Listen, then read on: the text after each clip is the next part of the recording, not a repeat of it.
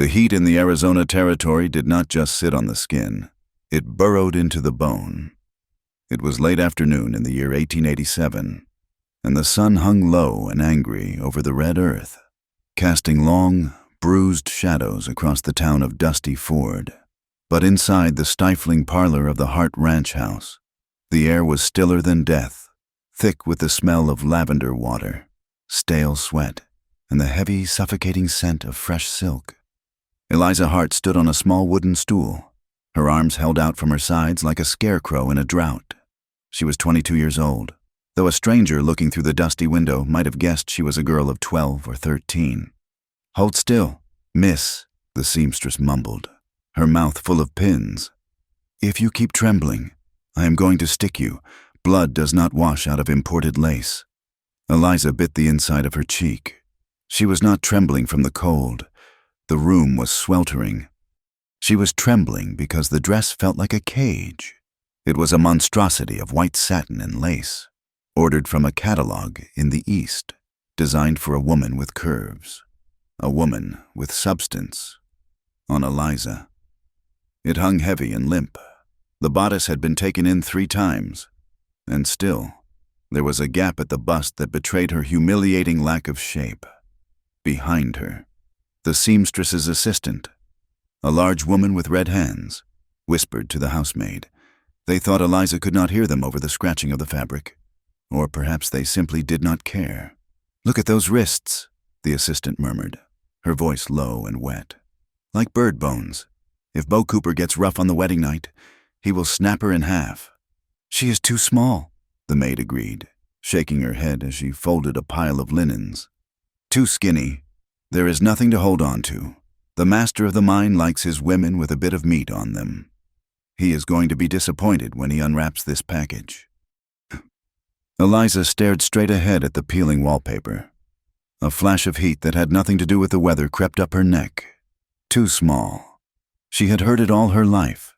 It was not just an observation of her physical stature, it was a judgment on her soul. To the people of this hard, unforgiving country, size meant survival.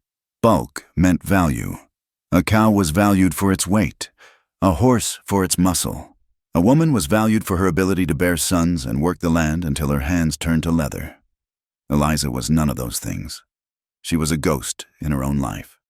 Light enough to be blown away by the desert wind, the door to the parlor banged open, slamming against the wall. The heavy thud made Eliza jump, and the seamstress cursed as a pin pricked her thumb. Samuel Hart strode into the room. He was a big man, smelling of cattle dust and chewing tobacco. He was not Eliza's father by blood. That man had died before Eliza could form a memory of him. But Samuel had married her mother when Eliza was 3, and since her mother's passing 4 years ago, he held the deed to Eliza's life just as surely as he held the deed to the scrubland outside. He stopped in the center of the room, his boots leaving clumps of dried mud on the rug. He narrowed his eyes, looking Eliza up and down as if he were inspecting a heifer at an auction. He did not look at her face. He looked at her hips, or rather, the lack of them. "Is it done?" Samuel barked. "We leave for the Cooper mine in an hour. I want her ready. We are doing our best." "Mr. Hart," the seamstress said, her voice trembling slightly. "But the fit is difficult." "The girl has no figure to hang the skirt on," Samuel grunted, walking closer. He reached out a callous hand and gripped Eliza's chin, forcing her to look at him. His fingers dug into her jaw. "She does not need to be a beauty queen," Samuel said, his voice loud enough for everyone in the room to hear. "She just needs to seal the deal." He dropped her chin and looked at her midsection with a cold, appraising sneer. "Listen to me, girl. Harlan Cooper does not care if you look like a starved coyote. He wants heirs. You might be small, but as long as your womb is good, you are worth the water rights he is trading me. You understand?" Eliza's throat felt dry as sand. "Yes, sir," she whispered. "Speak up," he snapped. "Yes, sir," she said, louder this time. "Good." Samuel turned to leave, pausing at the door. "Do not embarrass me tonight. Bo Cooper is a man with appetites. You do your duty. Lie still, and let him do his work. If you come running back here crying because he was too rough, I will not open the door. You are his problem as of tonight." When he left, the silence in the room was heavy with pity and contempt. Eliza closed her eyes. A good womb. That was all she was. A vessel. A coin to be passed from one man's pocket to another's to settle a debt. She looked down at her hands, pale and trembling against the white satin. They looked like the hands of a child, not a bride. 5 miles to the west, the landscape shifted from the dusty scrub of the ranch lands to the bleeding red architecture of the earth. Here, the ground broke open into canyons that twisted like scars across the face of the world. The wind sounded different here. It did not just blow. It sang, mourning and ancient. Tayo Bege sat atop his horse, a roan mare with intelligent eyes, positioned high on a limestone ridge. He was perfectly still. To an untrained eye, he might have been a part of the rock formation, a statue carved from the sandstone. He was a man of the Navajo, a warrior who had seen 28 winters.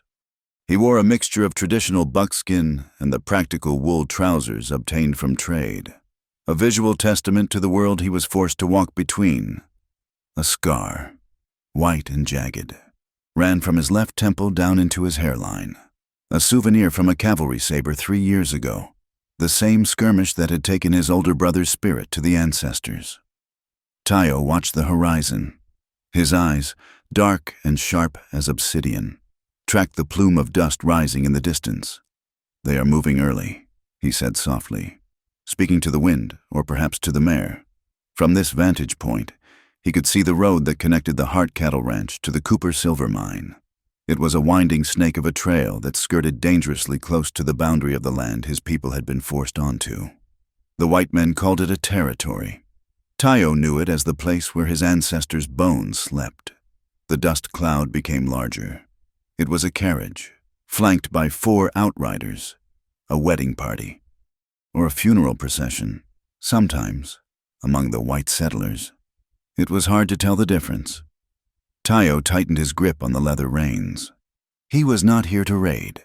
The newspapers in Dusty Ford called men like him savages and raiders, printing stories about how they swept down to steal cattle and women. It was a lie convenient for the mining companies. If the Navajo were monsters, then the miners were heroes for killing them and taking the water. Tayo was a guide, a protector. He negotiated with the calmer ranch owners, trading knowledge of the secret springs for the safety of his people's sheep.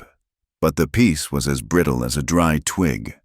He watched the carriage trundle over the ruts. He knew who was inside. Word traveled fast in the desert, carried by the wind and the traders. The Hart girl, the one the ranchers called the Runt. She was being taken to the Cooper mine to marry the son of Harlan Cooper. Tayo had met Bo Cooper once. The man had eyes like a dead fish, and a laugh that sounded like rocks crushing together. He was a man who heard things because it made him feel large. A heavy sensation settled in Tayo's chest, a premonition that prickled along his skin. He did not know this girl, this Eliza Hart. She was just another white settler, another daughter of the people who fenced off the open range. But as he watched the carriage bounce violently over a pothole, he felt a strange, unbidden wave of sorrow. "She is going to a cage," he murmured in his own tongue. He turned his horse away from the ridge. The sun was setting, painting the sky in violent shades of violet and blood orange. Tonight, the wealthy men of the territory would drink whiskey and celebrate the merging of a ranch and a mine. Tonight, his people would sit by small fires, conserving wood, wondering if the soldiers would come in the spring to push them further into the barren rocks. Tayo nudged his horse forward, descending the slope with the sure-footed grace of a mountain cat. He will stay close to the border tonight. The air tasted of change, and the wind carried the scent of a storm that had nothing to do with rain. The journey to the Cooper mine took 3 hours. For Eliza, it felt like 3 years. The carriage was a box on wheels, absorbing every shock of the uneven road and transferring it directly into her spine. She sat opposite Samuel Hart. He chewed on a cigar, unlit, staring out the window with a look of calculation. He did not speak to her. He did not offer her a sip of water from the canteen, though the dust was coating the back of her throat like wool. Eliza looked down at her hands again. The engagement ring, which Bo Cooper had shoved onto her finger 2 months ago without asking, was loose. It spun around her knuckle, threatening to slide off. She had to keep her hand balled into a fist to keep it in place. It was a heavy thing, gold and gaudy, with a diamond that looked too big, like a glass eye staring at her. "Stop fidgeting," Samuel growled, not looking away from the window. "You look nervous. Coopers don't like nervous stock." "I am just... It is the heat," Eliza lied. "It is Arizona," he countered. "It is always hot. You better toughen up, girl.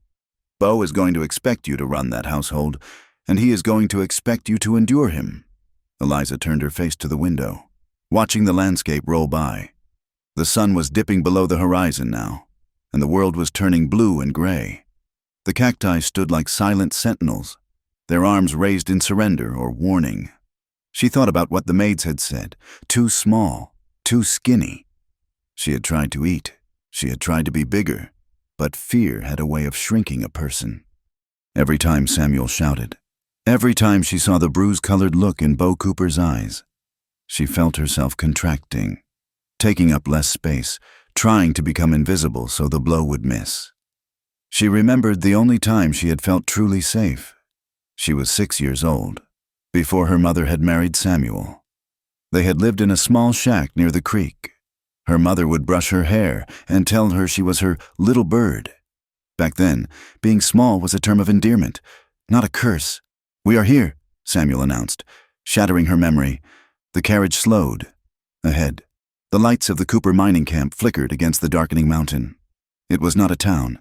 It was a scar on the land. Great wooden structures loomed like skeletons, the head frames of the mines. The sound of machinery, a rhythmic thumping like a dying heart, echoed off the canyon walls even at this hour. The main house sat on a rise overlooking the operation. It was a sprawling 2-story building that tried to mimic the mansions of the East, but ended up looking like a fortress. As the carriage pulled up to the front porch, Eliza's heart hammered against her ribs like a trapped bird. There were other buggies parked there. Men were standing on the porch, holding glasses of amber liquid, their laughter loud and raucous. "Remember," Samuel hissed, leaning forward and grabbing her wrist. His grip was bruising. "You smile. You agree. You are the luckiest girl in the territory tonight. If you ruin this deal for me, Eliza, I will throw you out into the desert without a pair of boots." "I understand," she whispered. The door opened. Samuel stepped out first, expanding his chest, putting on the mask of the jovial father-in-law. He turned and offered a hand to Eliza not to help her, but to pull her out like he was unveiling a statue. Eliza stepped down into the dirt. Her knees shook. She smoothed the front of her traveling dress, wishing she could disappear into the folds of the fabric.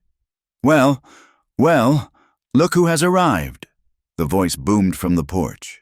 Harlan Cooper, a man as wide as a barrel with a face red from drinking sun, descended the steps.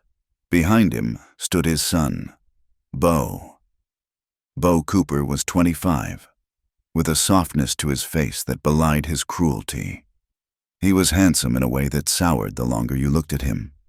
He held a glass of whiskey in one hand, his eyes glassy and unfocused. "There she is," Bo slurred, stepping forward. He did not look at her face. He looked at her body, his eyes raking over her slight frame with a mixture of ownership and disappointment. "My little bride," the men on the porch chuckled. It was a low, wolfish sound. "She is a tiny thing. Isn't she, Bo?" one of the men shouted. "You sure you won't crush her?" "I like a challenge," Bo retorted, grinning. He reached out and grabbed Eliza's waist. His hands were hot and damp. He pulled her against him, far too close for propriety in front of a crowd. The smell of whiskey on his breath was overpowering. Eliza stiffened, her instinct screaming at her to pull away, but she forced herself to stand rigid. "Stone," she told herself. "Be a stone. She is stronger than she looks," Samuel said quickly, stepping up beside Harlan. "Wiry, those are the ones that last." Harlan clapped Samuel on the back. "Let us hope so. Sam, let us hope so. Come on inside.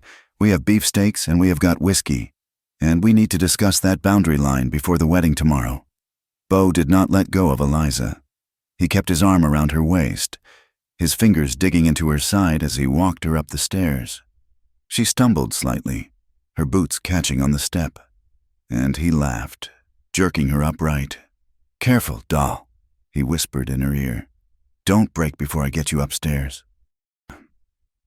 Eliza walked into the house, into the light and the noise, feeling a coldness that went deeper than the marrow.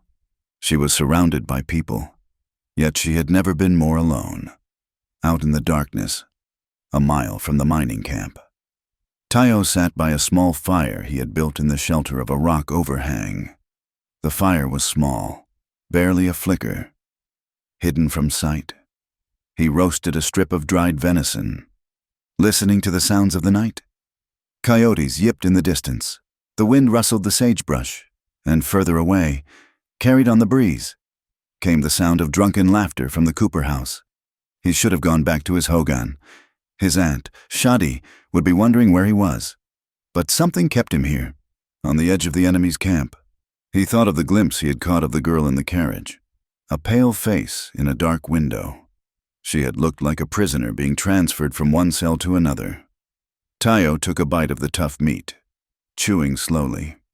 He knew the way men like Cooper treated the land. They gouged it, stripped it, and left it broken when it had nothing left to give. He suspected they treated their women the same way. He reached into his pocket and pulled out a small stone, smooth and black. It was a worry stone his brother had given him. He rubbed his thumb over the surface. "The storm is coming," he whispered to the fire. He did not know yet that the storm would not be rain and lightning. He did not know that the storm would be a girl with wrists like bird bones and a spirit that refused to be crushed. He only knew that the balance of the world was shifting, and he was sitting on the fault line. The fire popped, sending a single spark drifting up toward the vast, indifferent stars. Tayo watched it rise until it burned out, swallowed by the dark.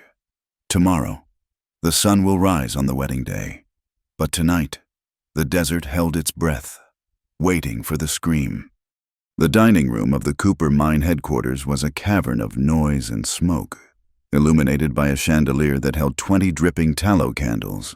The air was thick with the smell of roasted beef, heavy pipe tobacco, and the sour tang of spilled whiskey. To Eliza Hart, seated at the long mahogany table like a porcelain doll placed on a shelf, the room smelled of danger.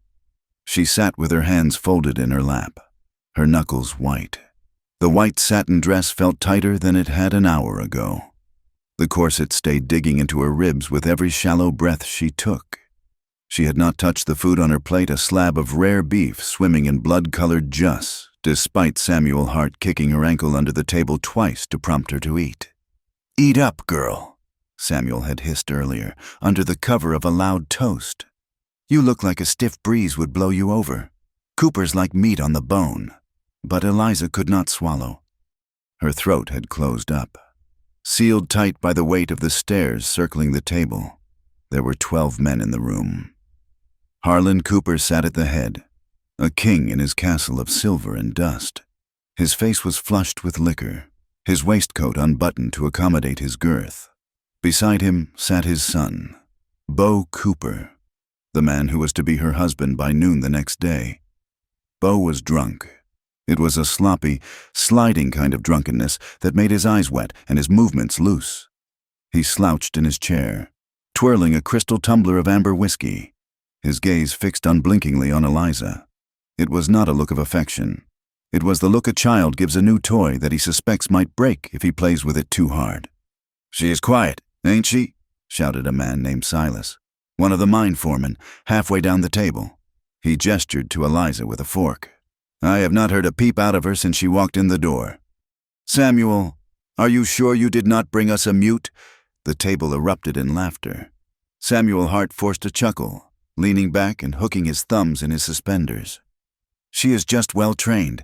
Silas," Samuel said, his voice booming to cover his anxiety. "A good wife knows when to speak and when to listen. Eliza is a listener. Ain't that right?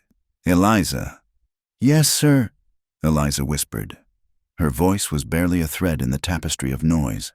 Speak up, Harlan Cooper barked, slamming his hand on the table. The silverware rattled.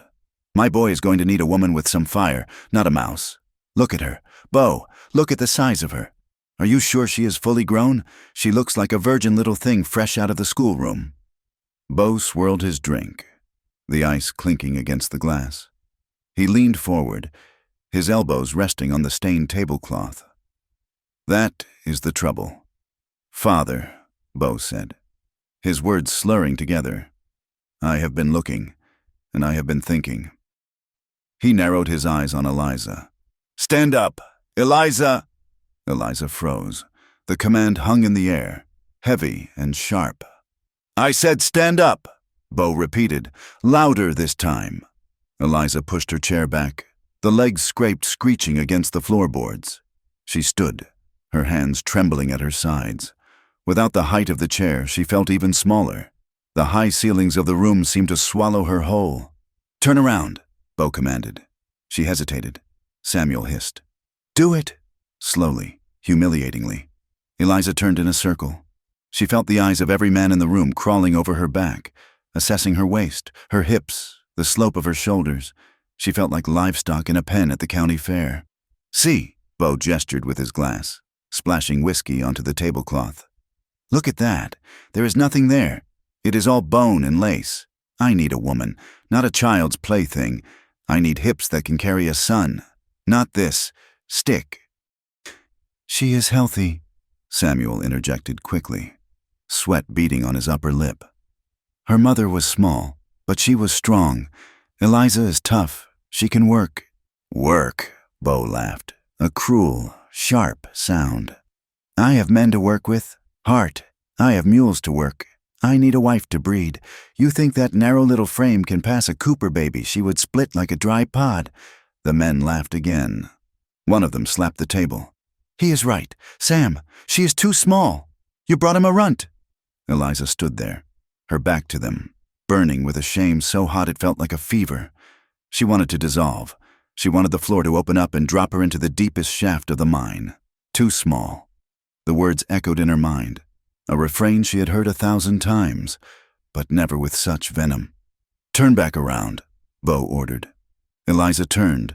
Her face was pale, her eyes dry. She would not cry. She would not give them the satisfaction of tears. Bo stood up, swaying slightly. He reached into his vest pocket and pulled out a ring, a heavy gold band set with a ruby. It was the wedding band intended for tomorrow's ceremony. He held it up to the candlelight, squinting at it. I promised my father I would settle down, Bo announced to the room. I promised I would take a wife and secure the lineage. But I am a man of appetites. Gentlemen, and I look at this. He waved the hand holding the ring at Eliza.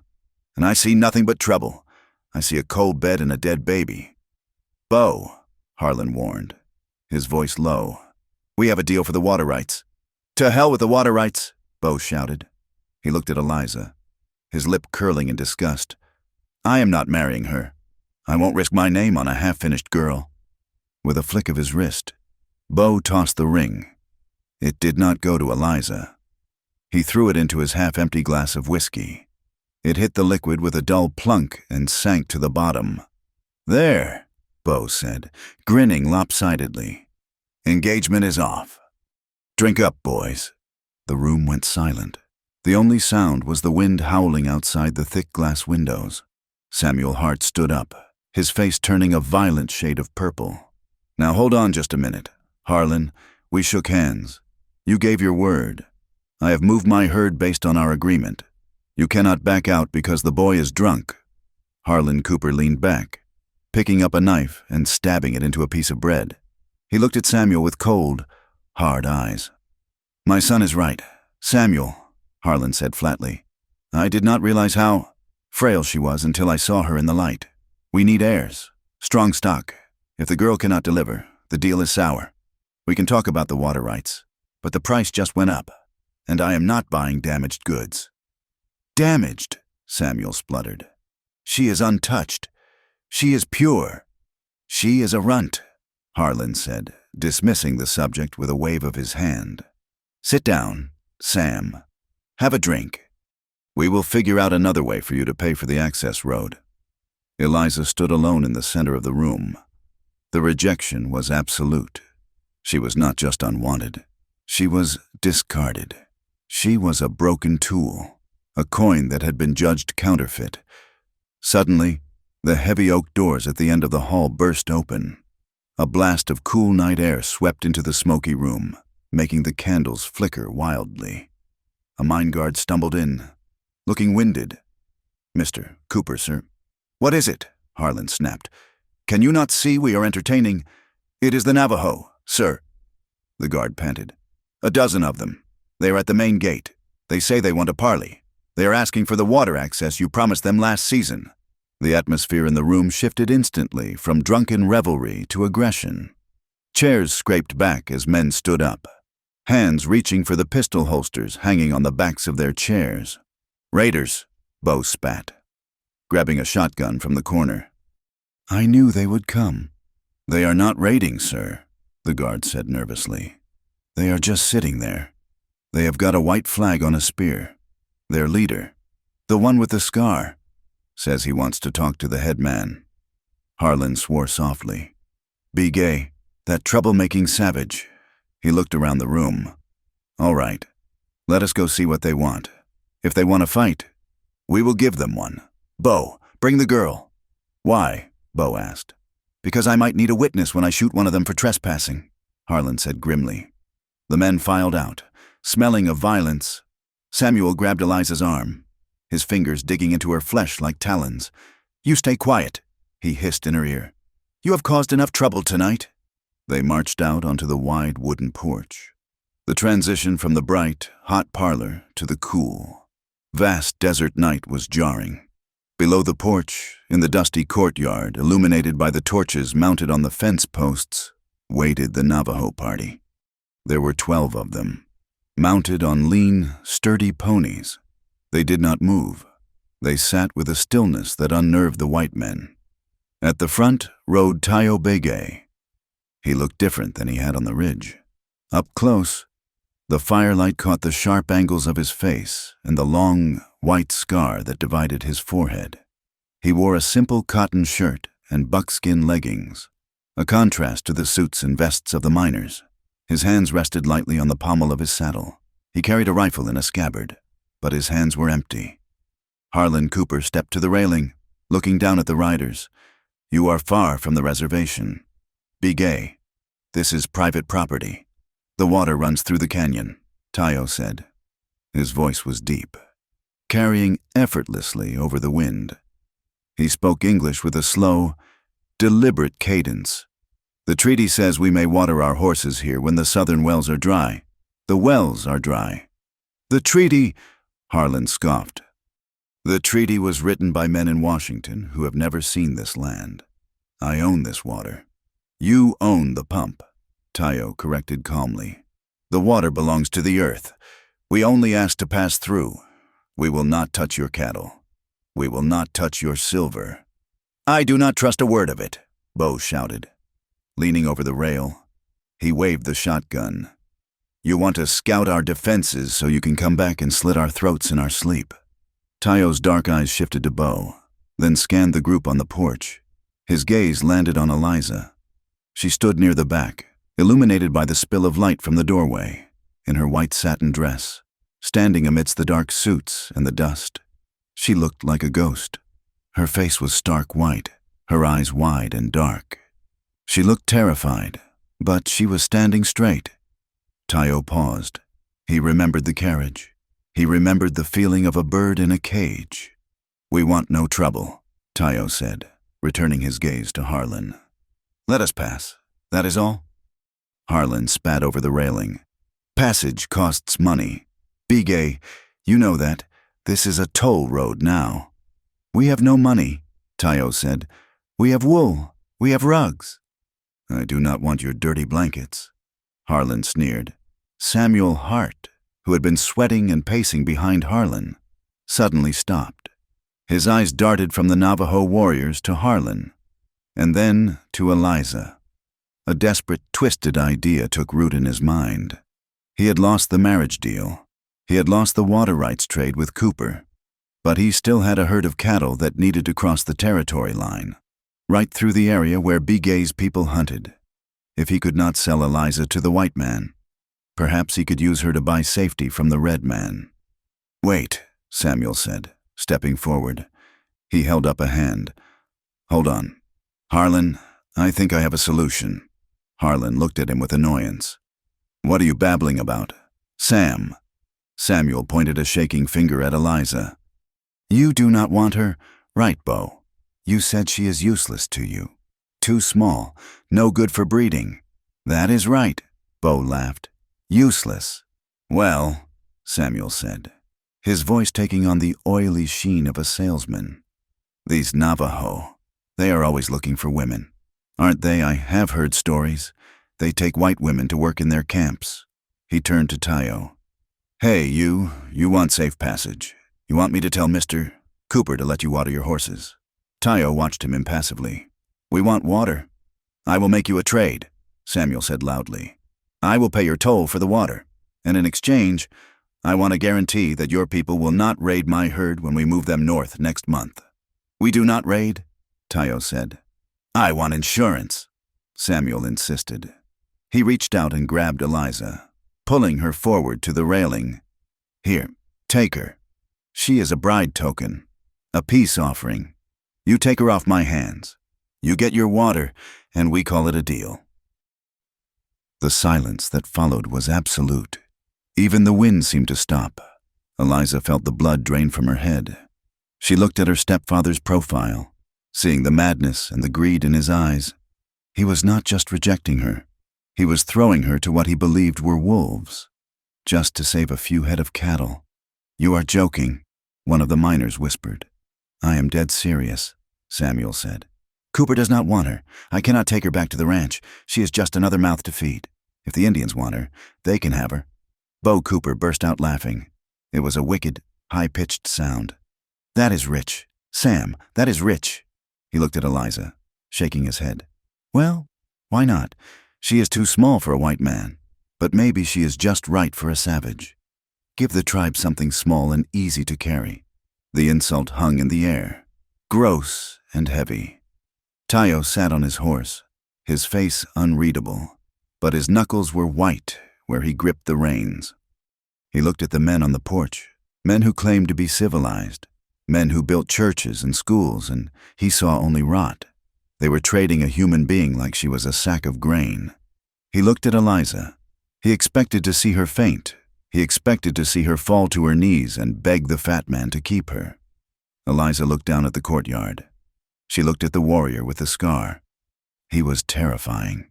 Yes, his world was unknown to her. But then she looked back at Bo Cooper, who was laughing at her with slobber on his chin.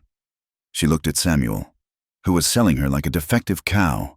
Something inside Eliza's heart snapped. It was not a break.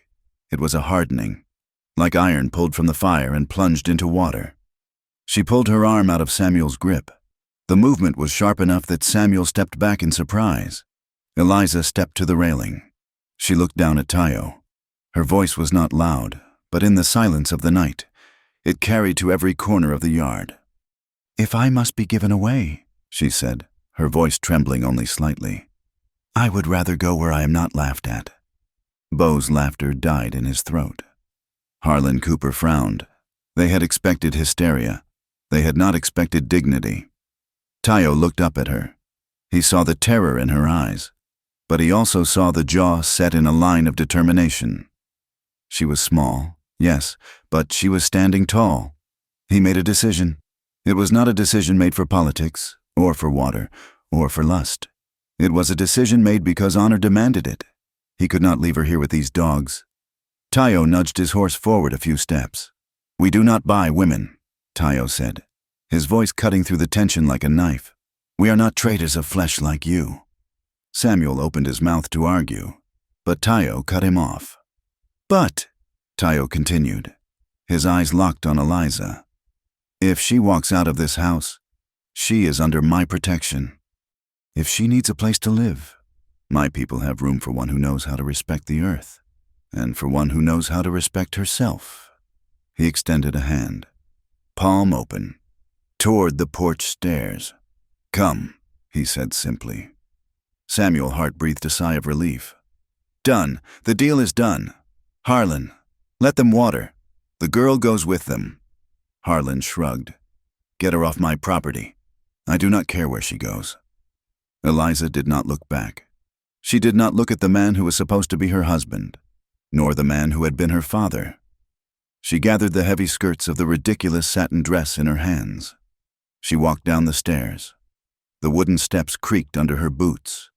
Every step took her further away from the world she knew, the world of feather beds and parasols and cruel judgments, and closer to the unknown darkness. When she reached the bottom step, the smell of the horses and the sagebrush filled her nose, replacing the smell of stale whiskey. Tayo signaled to a younger rider, a boy named Ashki, who hopped down and offered Eliza a hand to mount behind him. As Tayo's horse was a stallion known to be temperamental, but Tayo shook his head. He rode his horse closer to the steps. He reached down. His hand was large, rough, and warm. Eliza looked at his hand. Then she looked at his face. He was not smiling. He was watching her with a solemn intensity. She reached up and took his hand, with a strength that surprised her. He pulled her up. She swung her leg over the back of his saddle, settling behind him. The horse moved, but Tayo controlled it with a word. Eliza wrapped her arms tentatively around his waist. He smelled of wood smoke, leather, and rain. It had a clean smell. "Let us go," Tayo commanded his men. As they turned their horses, Bo Cooper shouted from the porch, raising his glass in a mock toast. "Good riddance," Bo yelled. "Enjoy the squaw life. Eliza, make sure you do not break in half on the ride there." The miners laughed, but the sound was thinner now, less certain. Eliza did not turn her head. She pressed her face against the rough buckskin of Tayo's shirt. She felt the vibration of his chest as he breathed, as the horses broke into a trot, leaving the light of the mine behind. Eliza heard one of the Navajo riders muttering in their language. She did not understand the words, but the tone was clear enough. It was sharp, questioning, and angry. Tayo answered him in a low voice, firm and final. Eliza closed her eyes as the darkness swallowed them. She was a bride with no groom, a daughter with no father, riding into the desert with a man the newspapers called a savage. She should have been weeping, but for the first time in her life. As the wind whipped her hair and the vast, terrifying silence of the desert opened up around her, she did not feel too small. She felt like she was finally moving. The ride into the deep desert was a journey through a world that had been stripped of all pretense. The moon hung high and silver, illuminating the landscape in ghostly shades of blue and gray. To Eliza Hart, clinging to the waist of a man she did not know, the Arizona Territory felt less like a place on a map and more like the surface of a different planet. They rode for hours. The rhythm of the horse was steady, a lulling motion that fought against the adrenaline coursing through her veins. The satin wedding dress, once pristine and stiff, was now crushed against the sweat-dampened flank of the horse and the rough leather of the saddle. Dust coated the lace, turning the white into the color of dried bone. Eliza was exhausted. Her body, unaccustomed to long rides without the cushion of a carriage, ached in every joint. Her thighs burned, and her hands cramped from gripping Tayo's belt. Yet, she did not complain. She bit her lip until it tasted of iron, terrified that if she made a sound, they would leave her behind in the sagebrush. Tayo felt her fatigue. He could feel the way her small frame sagged against his back, only to jerk upright again as she forced herself awake. He slowed the stallion, guiding the animal around a cluster of sharp rocks. He reached back, unhooking a canteen made of animal skin from his saddle. Without a word, he passed it over his shoulder. Eliza took it with trembling hands. The water was lukewarm and tasted faintly of leather, but it was the sweetest thing she had ever drunk. She gulped it down, some of it spilling onto her chin and soaking into the ruined neckline of her bodice. "Slowly," Tayo said. His voice rumbled through his chest, vibrating against her cheek where she rested it. "Or you will be sick," She lowered the canteen, wiping her mouth with the back of her hand. "Thank you," she whispered.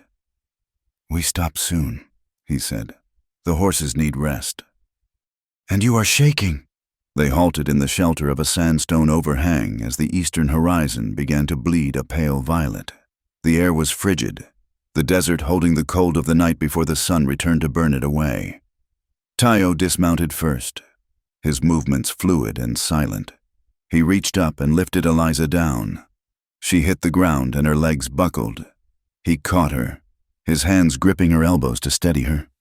For a moment, she was suspended there, looking up at him. In the gray light of dawn, he looked formidable. The scar on his face was a pale line against his bronze skin. His eyes were dark, unreadable pools that seemed to take in everything the horizon, the horses and the shivering woman in a torn wedding dress. Eliza pulled away gently, wrapping her arms around herself. The wind whipped at the loose strands of her hair. She looked down at herself. The dress was a wreck. The hem was torn, stained with red dirt. The corset felt like a cage of whalebone and steel that had been designed to please a man who had discarded her. She felt a wave of nausea, not from the ride, but from the memory of the laughter in the dining room. Too small. A virgin little thing. A broken tool. "Why did you do it?" Eliza asked. Her voice sounded thin in the vast open space. Tayo was loosening the cinch on his horse. He did not look at her immediately. "Do what?" "Take me," she said. "My stepfather, he sold me, like I was a sack of grain to pay a toll. Do you see me that way too? Am I just good to you, cargo?" Tayo stopped. He turned to face her, resting one hand on the neck of his horse. The morning light caught the sharp angles of his cheekbones. "In my land, in the Dineway, a woman is not good," he said quietly. "She is the center of the home. She is the owner of the sheep and the heart of the family. We do not sell people." "But you took the deal," Eliza challenged, a spark of defiance flaring in her chest despite her fear. "I took you because I saw a wolf about to tear a rabbit apart," Tayo replied. He walked closer to her, stopping a few feet away. "But the wolf is not just Samuel Hart or the Cooper boy. The wolf is the voice in your head. They told you that you were nothing. They told you that you were too small, too weak, worth only what you could trade for." Eliza looked away, blinking back hot tears. "They were right. Look at me. I am nothing here." "That is the poison speaking," Tayo said. He reached out, not touching her, but gesturing to the vast landscape around them. "Out here, the land does not care if you are big or small. It cares only if you can stand it. What they did to you, that shame will walk behind you, whispering in your ear until you choose to stop listening to it, until you choose to believe something else." He turned back to the horse. "Rest now. We ride again when the sun is up." Eliza sank onto a flat rock. She watched him tend to the animals. He moved with a quiet efficiency that was almost hypnotic. He treated the horses with more gentleness than any man in Dusty Ford had ever treated her. "Until you choose to believe something else." The words settled in her mind. Taking root. They arrived at the Navajo encampment just past noon. The camp was nestled in a wide canyon, protected on three sides by towering walls of red rock. A creek, lined with cottonwood trees that were just beginning to turn gold, ran through the center. It was a world of circles. The houses' hogans were round, built of logs and packed earth, their doors facing east to greet the rising sun. There were corrals for sheep and horses, also circular. It was a stark contrast to the rigid squares and sharp corners of the mining town. As Tayo led the party into the camp, a hush fell over the activity. Women stopped weaving rugs on their upright looms. Children, who had been chasing a dog through the dust, froze and stared. They were not looking at Tayo. They were looking at Eliza. She felt the weight of their gaze like a physical pressure. She was an intruder, a white woman, the enemy, riding behind one of their warriors, wearing the tattered remnants of the culture that was trying to destroy them. A young man, perhaps 20 years old, strode toward them. He moved with an aggressive grace, a rifle slung over his shoulder. This was Kai. His hair was long and loose, and his eyes burned with a fierce, protective anger.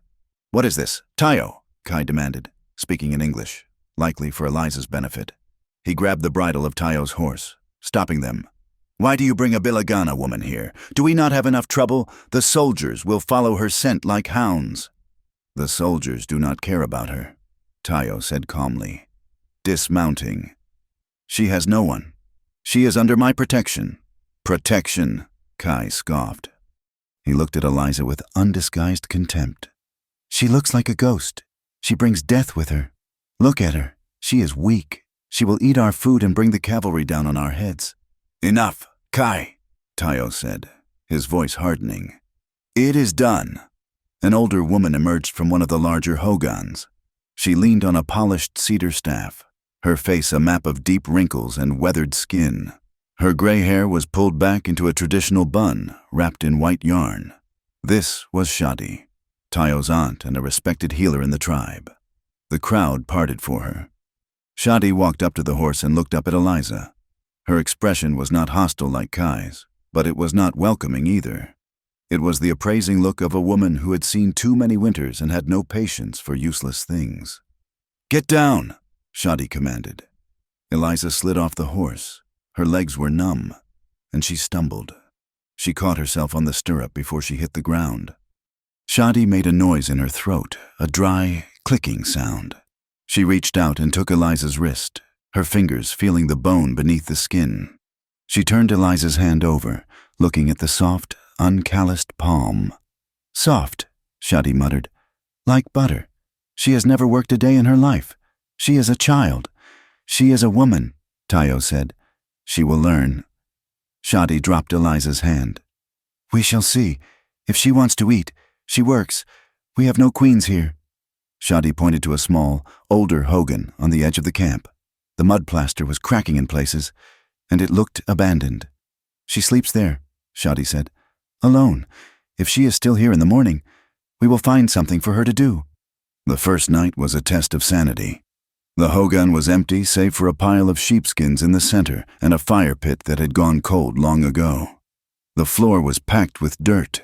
There was no door. Only a heavy blanket hung over the opening. Eliza lay on the sheepskins, still wearing her ruined wedding dress because she had nothing else. The darkness was absolute. Outside, the desert came alive. The wind howled through the canyon, sounding like a chorus of grieving women. Coyotes yipped and screamed, their voices echoing off the canyon walls so that they sounded as if they were right outside the blanket. Somewhere in the camp, a drum was beating a slow, rhythmic thrumming that vibrated in the ground. Eliza curled into a tight ball, her knees pressed to her chest. She was cold. She was terrified. Every instinct screamed at her to run. If she started walking now, she could maybe find the road back to Dusty Ford by morning. She could go back to Samuel. She could beg on her knees. She could promise to be better, to be silent, to be whatever they wanted. Anything was better than this wild, dark place where she was surrounded by people who looked at her with hatred. She sat up, her heart pounding. She crawled toward the doorway. She pulled back the blanket and looked out. The camp was asleep, save for a few embers glowing in the central fire pit. The stars overhead were terrifyingly bright, millions of them, pressing down on the earth. She looked toward the east, toward where the town lay, but then she stopped. She remembered the dining room. She remembered Bo Cooper throwing the ring into the whiskey. She remembered Samuel's hand pushing her toward the railing. I would rather go where I am not laughed at. If she went back, she would not just be returning to abuse. She would be admitting they were right. She would be admitting she was too small to survive on her own. She would be admitting she was nothing but a broken tool. Eliza let the blanket fall back into place. She retreated into the darkness of the hogan. She lay down on the scratchy wool of the sheepskins. "I am not nothing," she whispered into the dark. It was a lie, or perhaps a prayer. "I am not nothing." 3 days later, the wind turned violent. Eliza had ventured out of the camp to collect sagebrush, a task Shadi had gestured for her to do with a dismissive wave of her hand. She had wandered further than she intended, following the line of the creek, mesmerized by the stark beauty of the red cliffs. The sky turned a bruised yellow color with frightening speed. One moment, the air was still. The next, the wind hit her like a physical blow, carrying a wall of sand. It was blinding. The sand was not just dust, it was grit, stinging her face, filling her nose and mouth. Eliza coughed, choking. She spun around, trying to find the path back to the camp, but the world had vanished. There was no sky, no ground, only a swirling vortex of red dust. Panic seized her. She stumbled forward, her boots slipping on loose rock. "Tayo!" she screamed, the name torn from her throat before she could stop it. The wind snatched the sound away instantly. She fell, scraping her hands against the sharp stone. The sand was burying her. She could not breathe. She curled up, covering her head with her arms, waiting to be buried alive. This was it. The land was rejecting her, just as the people had. Suddenly, strong hands grabbed her shoulders. She was hauled upward. Through the stinging mist, she saw a figure looming over her. It was Tayo. He had wrapped a heavy wool blanket around his head and shoulders, holding it open like a wing. He pulled her into him, wrapping the blanket around both of them, cocooning them against the storm. "Breathe," he ordered. His mouth was close to her ear, his voice calm amidst the chaos. "Cover your mouth." Eliza buried her face in his chest, pressing against the rough buckskin of his shirt. He was solid, immovable. The wind raged around them, tearing at the blanket, but his arms held it firm. For a long time, they stood there, locked together in the heart of the storm. Eliza could feel the steady beat of his heart. It was a slow, powerful rhythm. For the first time since she had arrived in the territory, the trembling in her limbs stopped. She was safe, not because she was hidden away in a parlor, but because she was being held by someone who knew how to stand in the storm. When the wind finally died down to a manageable gust, Tayo loosened his grip. He pulled the blanket back slightly. Looking down at her, his face was dusted with red sand, his eyelashes coated in it. "You went too far," he said. He was not angry, merely stating a fact. "I got lost," Eliza rasped, her throat raw. "The land is tricky," Tayo said. "It changes when the wind blows. You must learn the landmarks that do not move. The rock, the mountain." He did not let her go immediately. His hands lingered on her arms, steadying her. "Are you hurt?" Eliza shook her head. She looked up at him, her blue eyes wide and rimmed with red dust. "You came for me." "I told you," Tayo said, his voice low. "You are under my protection. That is not a word I speak lightly." He released her, stepping back but keeping a hand near her back as they walked toward the camp. Eliza walked in his shadow, shielding her eyes from the lingering dust. She realized then that protection, true protection, was not about being kept in a box. It was about having someone stand next to you when the world tried to blow you away.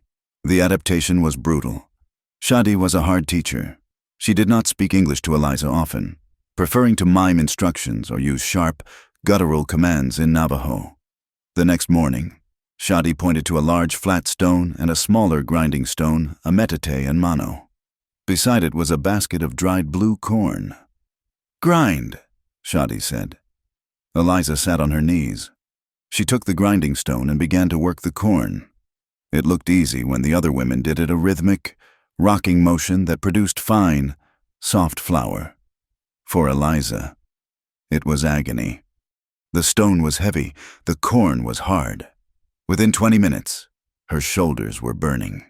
Within an hour, blisters had formed on her palms, when one of them burst, smearing a streak of blood onto the stone. She gasped and stopped. Shadi was there instantly. She looked at the blood, then at the coarse, uneven meal Eliza had produced. "Bad," Shadi said. She took the stone from Eliza's hand. "You push with your back, not your arms. You are small. Use your weight." She did not tell Eliza to stop. She did not bandage the hand. She simply gestured for her to continue. Eliza wanted to cry. She wanted to throw the stone at the wall, but she saw Kai watching from across the fire pit, a smirk on his face. He was waiting for her to quit. He was waiting for the white princess to demand a servant. Eliza picked up the stone. She ignored the stinging in her palm. She leaned forward, using her body weight as Shadi had said. finding a rhythm that did not rely on the muscles she did not have. Push, pull, push, pull. She worked until the sun was high overhead.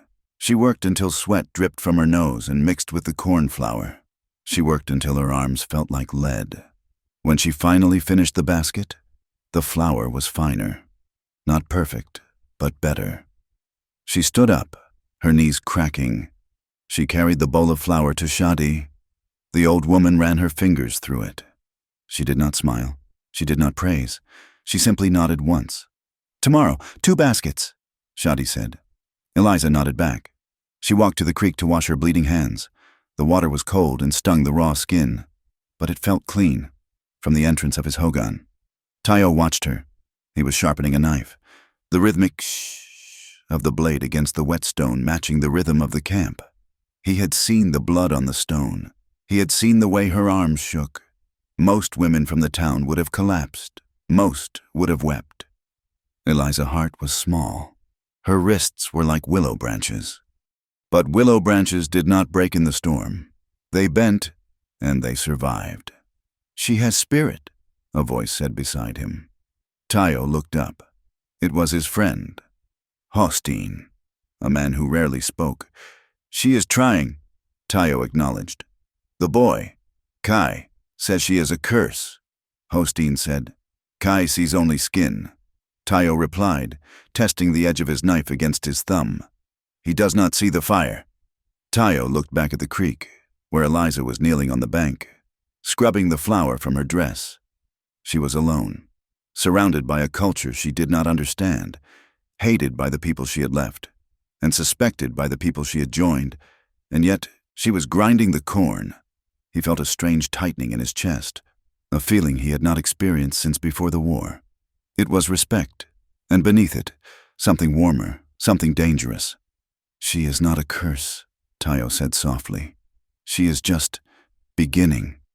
The weeks that followed brought a fragile rhythm to the canyon.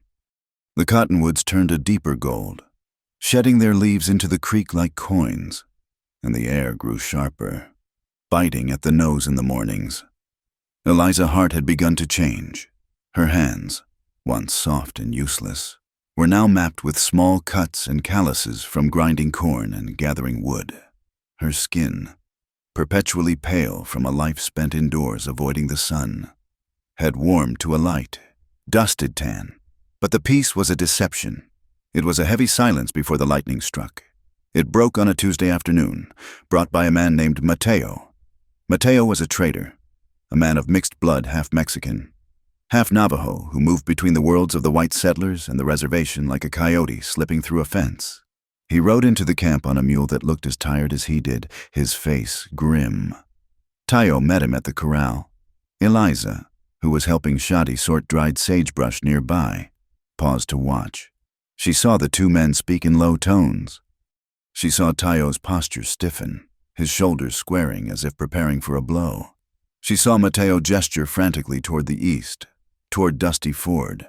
When Tayo turned around, his face was a mask of dark thunder. He walked straight to the central fire pit where the elders often gathered.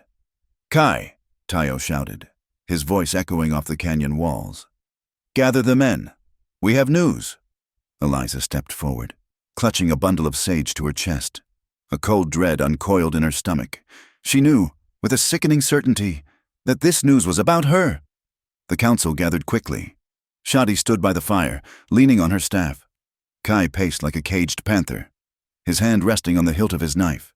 Mateo stood in the center, twisting his hat in his hands.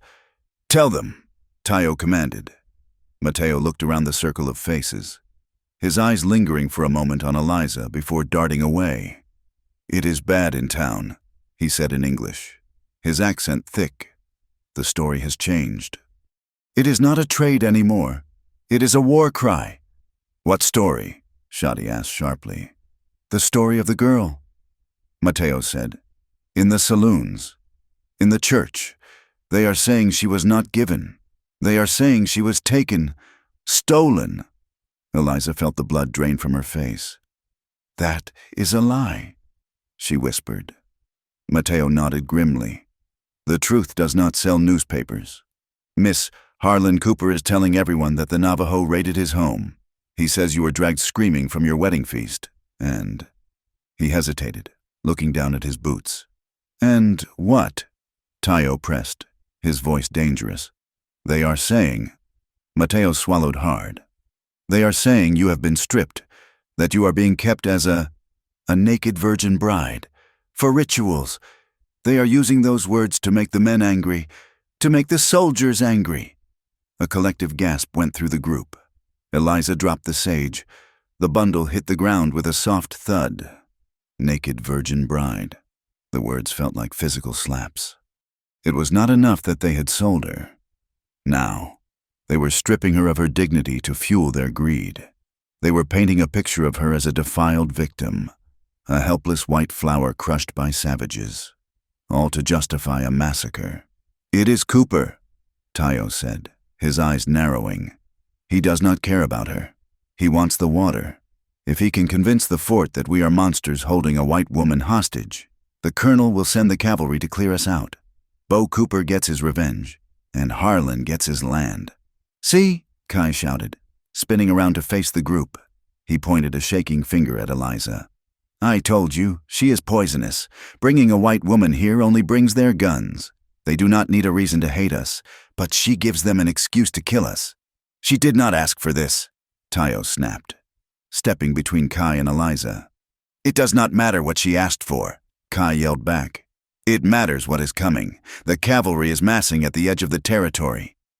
They will burn the hogans. They will kill the sheep. All for her." The camp erupted into an argument. Voices rose, overlapping in a chaotic mix of Navajo and English. Some of the older men nodded in agreement with Kai, their faces lined with the memory of past grief. They looked at Eliza not with hatred, but with fear, the fear of people who had lost too much to risk anything more. "We should give her back," one man said. "Ride her to the edge of town, leave her, let them see she is alive. Maybe they will stop." "They will not stop," Shadi said, her voice cutting through the noise like a crack of a whip. "If we give her back now, we admit guilt. We admit we took her. Cooper will hang Tayo for kidnapping, and he will take the land anyway because we showed weakness. So we die for her," Kai demanded. "We die for a stranger who belongs to them." Eliza stood frozen in the middle of the storm. The argument swirled around her, but she heard only the beating of her own heart. Naked virgin bride. The phrase replayed in her mind, a grotesque distortion of her reality. She felt dirty. She felt exposed, even here, wrapped in a woolen shawl. She felt as though the men in Dusty Ford were stripping her bare with their words, using her body as a map for their conquest. She was a burden, a danger, a curse. She turned and ran. She ran past the fire, past the curious eyes of the children, past the corrals. She ran until her lungs burned and the voices of the council faded into the wind. She reached the far edge of the canyon, where a cluster of boulders formed a small, hidden alcove near the creek. She sank to the ground, pulling her knees to her chest. She did not cry. She was past tears. She stared at the red dirt, wishing she could sink into it and disappear. Night fell, wrapping the canyon in a cold, velvet blanket. The argument in the camp had died down, replaced by a tense, heavy silence. Eliza did not return to her hogan. She sat by the creek, shivering as the temperature dropped. She had decided she will leave tonight. She would walk into the desert. If the heat took her, or the thirst, so be it. It was better than being the reason this family, this tribe that had shown her the only kindness she had ever known, was destroyed. She heard the crunch of boots on gravel. She stiffened, but did not look up. "You will freeze out here," a voice said. It was Tayo. He did not wait for an invitation. He sat down on a rock near her, not too close, but close enough that she could feel the radiating warmth of his presence. He held 2 tin cups of coffee. He placed one on the ground beside her. "Drink," he said. "It is hot." Eliza looked at the cup. Steam curled up from the dark liquid. "You should have let them take me back," she said, her voice dull. "Kai is right. I am a danger to you." "Kai is young," Tayo said. "He thinks with his fear. I think with my eyes." And my eyes tell me that Harlan Cooper was going to come for this water whether you were here or not. You are just the story he is telling to make himself feel like a hero while he does it." "But the rumors—" Eliza choked on the words. She wrapped her arms tighter around herself. "Do you know what they are calling me? A naked bride, a victim. They are talking about my body in every saloon in town. They are laughing at me while they load their guns to kill you." She looked up at him then, and the anguish in her eyes was terrible to behold. "They said I was too small," she whispered, the words spilling out like blood from a wound. "My whole life. Too small to be a woman, too skinny to be of use, and now they say I am a naked thing being used by savages. I feel—" She shuddered, digging her fingers into her arms. "I feel like I have no skin, like I'm standing in front of the whole world and they are all pointing at my bones and finding them wanting." She took a ragged breath. "I am just a thing to them. Tayo, a thing to be sold, a thing to be stolen, a thing to be rescued. No one has ever looked at me and seen a person. They just see a body that is not good enough." The silence that followed was long.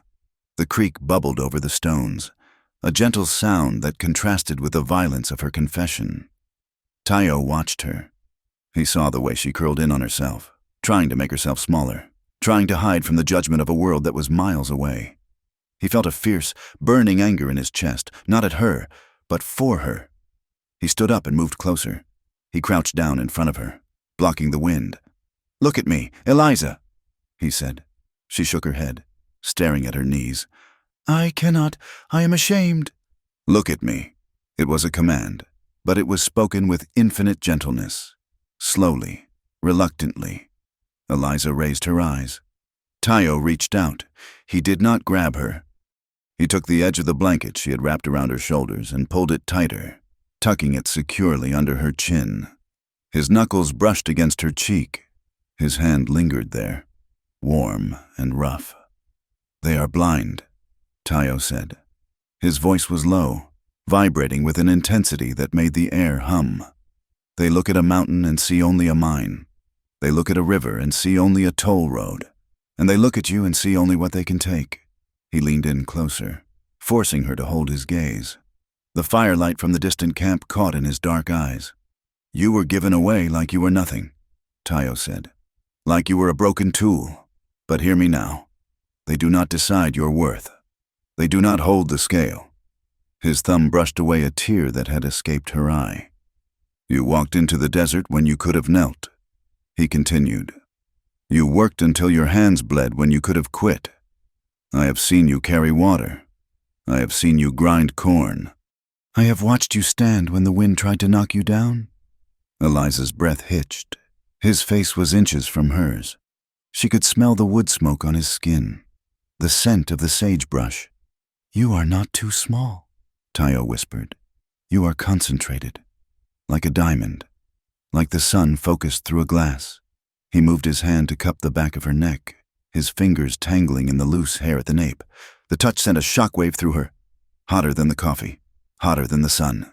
You are perfect as you are, Eliza," he said. The words hung there, suspended in the night air. Perfect, not useful, not adequate, perfect. Eliza made a small, broken sound, and then Tayo kissed her. It was not a kiss of possession. It was not the hungry, taking kiss she had feared from Bo Cooper. It was a gift. His lips were firm and warm, moving against hers with a slow, deliberate tenderness. He kissed her as if she were something precious, something rare, something that belonged entirely to itself, but was choosing to share this moment with him, for the first time in her life. Eliza did not feel small. She felt vast. She felt the boundaries of her skin dissolving, not into shame, but into light. The nakedness she had felt, the stripping of her dignity, vanished, replaced by a different kind of exposure, the vulnerability of being truly seen, and loved for what was seen. When Tayo pulled back, his forehead rested against hers. They breathed together in the quiet dark. "Do not leave," he whispered. "We do not throw away what is perfect." Eliza closed her eyes, letting the truth of his words settle into her bones. She was not a victim. She was not a bride token. She was Eliza, And she was enough. "I won't leave," she whispered back. "But I won't hide either." The next morning, the camp was a hive of controlled chaos. The decision had been made in the quiet hours before dawn. They gathered again by the fire pit. The mood was grim, but the panic of the previous day had settled into a steely resolve. "We cannot fight the whole cavalry," Tayo told the men. "If we shoot first, we give them the war they want. We must break the lie." "How?" Kai asked, sharpening his knife. "Words do not stop bullets." "The truth does," Eliza said. She stepped into the circle. She was wearing a traditional Navajo skirt and blouse that Shadi had given her, the velvet deep blue like the evening sky. Her hair was braided back. She looked different. She stood straighter. She did not look at the ground. "Cooper is using my name to start this war," Eliza said, her voice steady. "He is telling the town I am a captive. If I ride into Dusty Ford, freely, and tell the sheriff and the colonel that I am here by choice, his story falls apart." "It is a trap," Kai argued. "As soon as you are close, they will grab you. They will say we brainwashed you, or they will shoot us and take you anyway." "Not if we do it in public," Eliza countered. "In the middle of the town, in front of the church, in front of the witnesses. The sheriff is a weak man, but he cares about the law. If I stand before him and swear on a Bible that Harlan Cooper sold me, he cannot ignore it." Tayo nodded. "We will take the women and children into the deep canyon, to the Spider Rock stronghold. They will be safe there if things go wrong. A small group myself. Kai, Hosteen, we will ride with Eliza to the town. You are walking into the mouth of a lion." Shadi grumbled from her spot by the fire. "Better the lion's mouth than his stomach," Tayo said. The camp moved into action. Horses were saddled. Blankets and food were packed. The women began the trek toward the hidden trails of the upper canyon. Eliza stood by the horse Tayo had given her, a gentle mare with a coat like polished copper. She was checking the cinch, her movements practiced now, when she felt a hand on her arm. It was Shadi. The old woman looked at her with critical eyes. She reached into the pocket of her skirt and pulled out something. It was a necklace, heavy silver beads interspersed with chunks of rough turquoise. It was old. The silver was tarnished with age and wear. "This was my mother's," Shadi said gruffly. Eliza's eyes widened. "I cannot take this. It is too valuable." "It is not a gift for you," Shadi lied, though her eyes softened. "It is a sign. When you stand in front of those white men, you wear this. You let them see the turquoise against your skin. It tells them you have eaten our bread. You have slept by our fire." Shadi placed the necklace around Eliza's neck. The heavy stones settled against her collarbone, a comforting weight.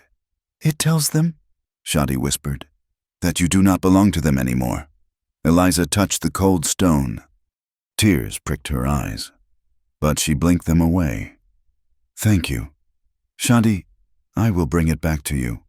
"You bring yourself back," Shadi said. "The necklace is just stone. You are the one who grinds the corn." Shadi turned and walked away, barking orders at a group of children to move faster. Eliza mounted her horse. Tayo rode up beside her. He was dressed for war, his face painted with a single stripe of black ash across his cheekbones, but his rifle was sheathed. "Ready?" he asked. Eliza touched the turquoise at her throat.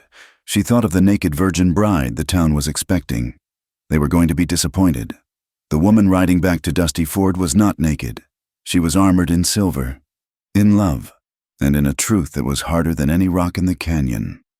"I am ready," Eliza said. "Then let us ride." Tayo said. They turned their horses toward the rising sun, toward the dust and the danger. Behind them, the canyon fell silent as the families vanished into the stone. Ahead of them lay the town that had rejected her, and the fight that would decide if she and the man she loved would have a future. The road back to Dusty Ford was a ribbon of pale fire under the morning sun. The sky was a hard, relentless blue, devoid of clouds, stretching over the vast emptiness of the Arizona Territory. It was a landscape that offered no hiding places. Eliza Hart rode beside Tayo Bigay. Beneath her, The copper mare moved with a steady, rhythmic gait that Eliza had learned to trust. She wore the dark blue velvet skirt and blouse Shadi had given her, the fabric heavy and comforting against her skin. Around her neck, the silver and turquoise necklace felt like a collar of cold armor. She was terrified. Every hoofbeat brought her closer to the place that had defined her by her limitations. Dusty Ford was not just a collection of wooden buildings and dirt streets. It was a graveyard of her self-worth. It was the place where she was the runt, the skinny thing, the bad investment. She looked over at Tayo. He rode with his back straight, his eyes scanning the horizon. He had painted a single stripe of black ash across his cheekbones, a mark of war, or perhaps a mark of death. He had not spoken much since they left the canyon, but his presence was a tether that kept her from floating away into panic. Behind them rode Kai and Hosteen, their rifles resting across their saddles. They were few, only 4 against a town, but they rode with the silence of men who had already made their peace with the ghosts. "You are shaking," Tayo said softly. He did not look at her, but he saw everything. "I am afraid," Eliza admitted. "Not dying, but of failing. If I cannot make them listen, if they shoot before I speak, then we fight," Tayo said simply. "But they will listen. A man screams when he is afraid, but he listens when he is confused. You are the confusion. Eliza, you are the ghost coming back to haunt them." They crested the final ridge. Below them lay the town. It looked small from this height, a toy village made of matchsticks. But Eliza knew the danger that lived in those streets. She saw the dust rising from the main thoroughfare. She saw the glint of metal guns and brass buttons. The cavalry had arrived. "Stay close to me," Tayo commanded. "Do not dismount until I tell you." They kicked their horses into a trot, descending the slope. The wind rushed past Eliza's ears, whispering the names of the things she was leaving behind: fear, silence, obedience. Dusty Ford was a powder keg waiting for a spark. A crowd had gathered in front of the sheriff's office, spilling out into the dusty street. It seemed the whole town was there, miners with coal dust in the creases of their faces, women in bonnets clutching their children, shopkeepers in aprons, and in the center, creating a perimeter of blue wool and polished leather, were the soldiers. Colonel Hamilton, a man with a mustache waxed into sharp points and eyes like flint, stood on the wooden boardwalk. Beside him was Sheriff Miller, a man whose badge was tarnished and whose spine was perpetually curved in deference to the wealthy. And there was Harlan Cooper. The mine owner was red-faced, sweating in his expensive suit, waving a piece of paper in the air. "I tell you, Colonel, they are savages," Cooper shouted, his voice carrying over the murmurs of the crowd. "They raided my home in the middle of the night, dragged the girl out screaming. They have got her up in those rocks. Probably performing God knows what kind of heathen rituals on her. A naked virgin bride. Colonel, that is what she is to them. A sacrifice." A ripple of horror went through the women in the crowd. Mrs. Higgins, the baker's wife, pressed a handkerchief to her mouth. "Oh, the poor dear," she wailed.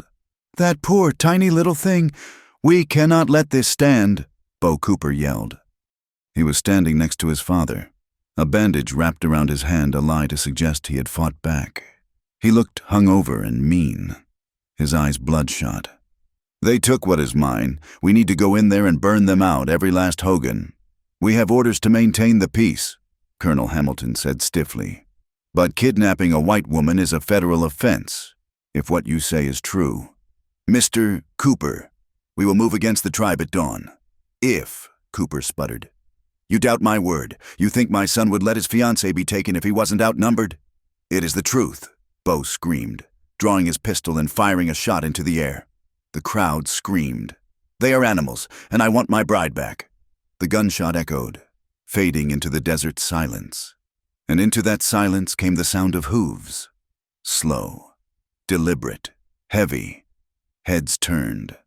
The crowd parted like the Red Sea, scrambling back onto the boardwalks. A hush fell over the street, so profound that the creak of leather saddlebags sounded like thunder. Tayo Bege drove down the center of the street. He looked neither left nor right.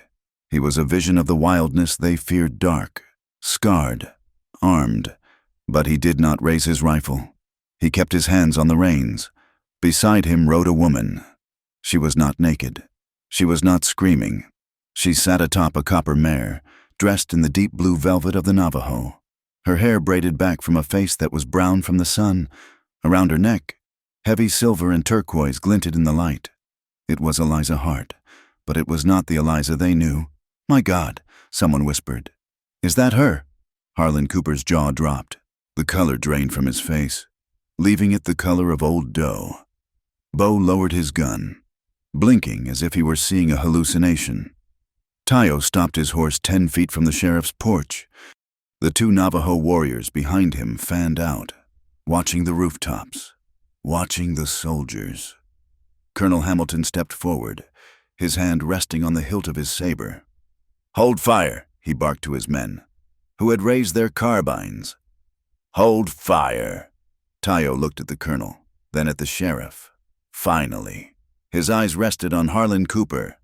"I brought your witness," Tayo said. His voice was calm, deep, and utterly devoid of fear. "Get her," Bo shouted, stepping forward.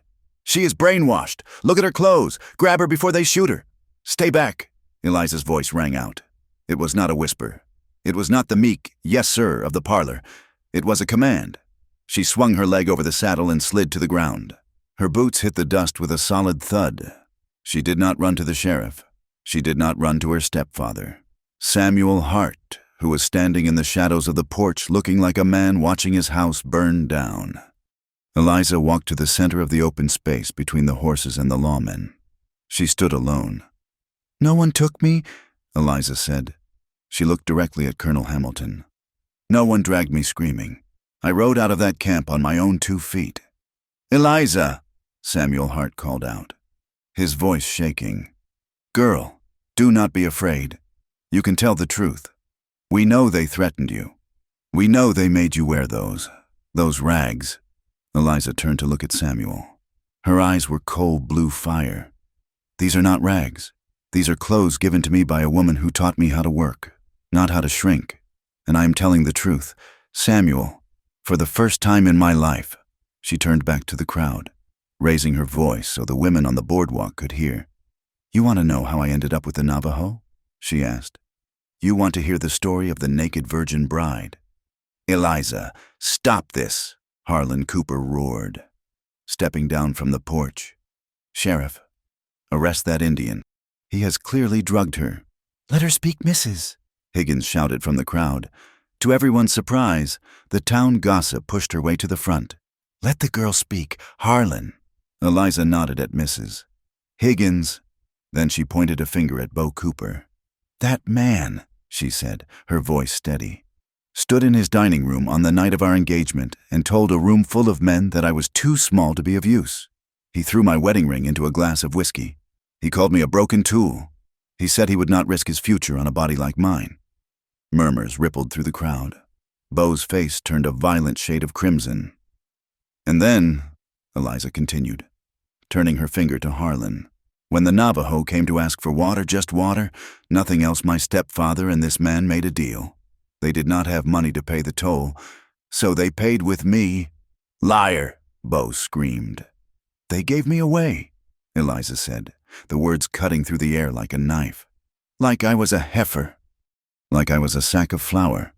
Harlan Cooper laughed and said, "Give the tribe something small and easy to carry." Those were his words. I was not stolen. I was discarded. The silence that followed was heavy, suffocating. The people of Dusty Ford looked at Harlan Cooper. They looked at the greed written in the sweat on his brow. They looked at Samuel Hart, who was staring at his boots, unable to meet anyone's gaze. "Is this true?" Colonel Hamilton asked, turning to face Harlan. His voice was icy. "Did you fabricate a kidnapping to solicit the United States cavalry to settle a water dispute?" "She is lying," Harlan sputtered. She is hysterical. Look at her, she has gone native." "I am not hysterical," Eliza said. "I am the most sane person I have ever been. And I am telling you, Colonel, if you attack the Navajo, you are doing it for a lie. There is no hostage. There is only one woman who chose to leave a house where she was hated. Sheriff Miller cleared his throat. He looked at Harlan, then at Eliza. He had known Eliza since she was a child. He had seen the bruises she tried to hide. He had seen the way Samuel looked at her. She sounds pretty clear-headed to me. Harlan, Sheriff Miller said slowly, you are going to take the word of a squaw over a businessman. Bo sneered. He stepped off the porch, his hand hovering over his holster. She is a whore. That is what she is, a whore for the Redskins. The insult hung in the air, vile and poisonous. Tayo moved. He did not draw his rifle. He dismounted in one fluid motion, landing between Eliza and Bo. He stood like a wall of stone, his chest broad, his hands empty but ready. Say it again, Tayo said. His voice was low, a rumble of thunder. Say it again, little man. Bo's eyes were wild. He was losing control. The narrative was crumbling, and with it, his power. Get out of my way, savage. I will kill you. I will kill you all. Bo, put the gun away, Harlan warned, sensing the tide turning. No, Bo shouted. He drew his pistol. The crowd screamed and scattered. The soldiers raised their carbines. Tayo did not flinch. He did not reach for his weapon. He stepped closer to Eliza, shielding her body with his own. He looked Bo in the eye. Shoot me, Tayo said. Shoot an unarmed man in front of the colonel. Shoot me, and you prove every fear they have about you is true. You prove that you are the savage, and I am the man. Bo's hand wavered. The pistol shook. He looked around wildly. He saw the disgust in the eyes of the women. He saw the cold calculation in the eyes of the colonel. He saw that he had already lost. But pride is a vicious thing. It does not know how to yield. Damn you, Bo hissed. He pulled the trigger. The crack of the pistol was deafening. But Tayo was faster. In the split second before the hammer fell, he lunged. He did not strike to kill. He struck to disarm. His hand chopped down on Bo's wrist, deflecting the barrel. The bullet went wide. It struck the iron pillar of the sheriff's hitching post with a loud ping. The ricochet was instant. The lead fragment spun back, tearing through the expensive fabric of Bo's trousers and embedding itself deep in his thigh. Bo shrieked a high, thin sound like a rabbit caught in a trap. He collapsed to the dirt, clutching his leg, blood blooming dark and fast against the gray wool. Hold fire, Colonel Hamilton roared as his soldiers tensed. Do not shoot. The Navajo did not fire, I repeat, the Navajo did not fire. Tayo stood over Bo. He kicked the pistol away, sending it skittering across the dirt. He looked down at the man who had called his wife a whore. He could have killed him. It would have been easy. But he stepped back. We are not the killers here, Tayo said to the town. Eliza rushed to Tayo's side. She grabbed his arm, her eyes scanning him for blood. Are you hurt? No, Tayo said. He covered her hand with his. I am whole. Sheriff Miller ran down the steps, kneeling beside the screaming Bo. He looked up at Harlan Cooper. Get the doctor, and then get a lawyer. Harlan, because the colonel is going to have a lot of questions about this war you tried to start. Harlan Cooper looked at his son bleeding in the dirt, then at the colonel who was glaring at him with undisguised fury. He slumped, the air going out of him like a punctured balloon. The empire of fear he had tried to build had collapsed under the weight of one small woman's truth. Eliza stepped away from Tayo. She walked toward the colonel. She reached into the pocket of her velvet skirt and pulled out a folded piece of paper. It was something she had written the night before, by the light of the fire, using the legal language she had learned from her mother's old books. Colonel, Eliza said, this is a statement. It details the agreement Samuel Hart made to trade me for water rights. It details the threats made by the Coopers. I am willing to sign it under oath. She turned to Sheriff Miller. And it also proposes a treaty. The Navajo will agree to defined boundaries for the water access. If the town agrees to respect those boundaries and cease all hostilities, we want peace. We always wanted peace. The colonel took the paper. He read it, his eyebrows raising. He looked at Eliza, really looked at her, and saw not a victim, but a negotiator. This is well written, the colonel muttered. Sheriff, If this man Cooper lied to the United States Army to incite a conflict, that is treason. Arrest him." "With pleasure," Sheriff Miller said. Standing up, he motioned to his deputy. "Cuff Harlan, and get someone to patch up the boy so we can throw him in a cell too." The crowd murmured, the sound growing into a buzz of approval. They were tired of the Coopers. They were tired of the fear. Samuel Hart stood alone on the porch. He watched Harlan being led away. He watched Bo being lifted onto a stretcher. He realized, with a dawning horror, that he had bet on the wrong horse. He had lost his ally, his reputation, and his stepdaughter. He stumbled down the steps, approaching Eliza. He tried to put a smile on his face, but it looked like a rictus of pain. "Eliza," Samuel said, holding out his hands. "Eliza, honey, thank God you're safe. I did what I had to do. You understand I was trying to protect the ranch. But it is over now. You can come home. We will get you out of those clothes. We will forget this ever happened." Eliza looked at him. She looked at the man who had controlled her life for 18 years. She remembered the way he had looked at her at the table like she was livestock. She felt Tayo step up beside her. He did not touch her, but his presence was a wall at her back. "No, Samuel," Eliza said. But you have nowhere to go," Samuel stammered. "You cannot live with them. You are white. You are civilized. You will not survive out there in the dirt." Eliza smiled. It was a small, sad smile, but it was full of light. "You are wrong," she said. "I did not survive here. In this house, in this town, I was dying. I was shrinking every day until there was almost nothing left." She reached up and touched the turquoise necklace, feeling the pulse of her own blood beneath the stone. "You told me I was too small," Eliza said, her voice clear and carrying to everyone in the street. "But out there under the sky, I learned that I am big enough to carry my own water. I am big enough to stand in the storm." She looked at Tayo, and the love in her eyes was a visible thing. "In your world, I was just a body to be sold," she told Samuel. "In his world, I learned how to breathe." She turned her back on him. It was a final, absolute motion. "Let us go home," she said to Tayo. Tayo nodded. He helped her mount the copper mare. He swung himself up onto his stallion. He looked at the colonel, giving him a curt nod of respect, which the colonel returned. They turned their horses and rode back the way they had come. The crowd watched them go.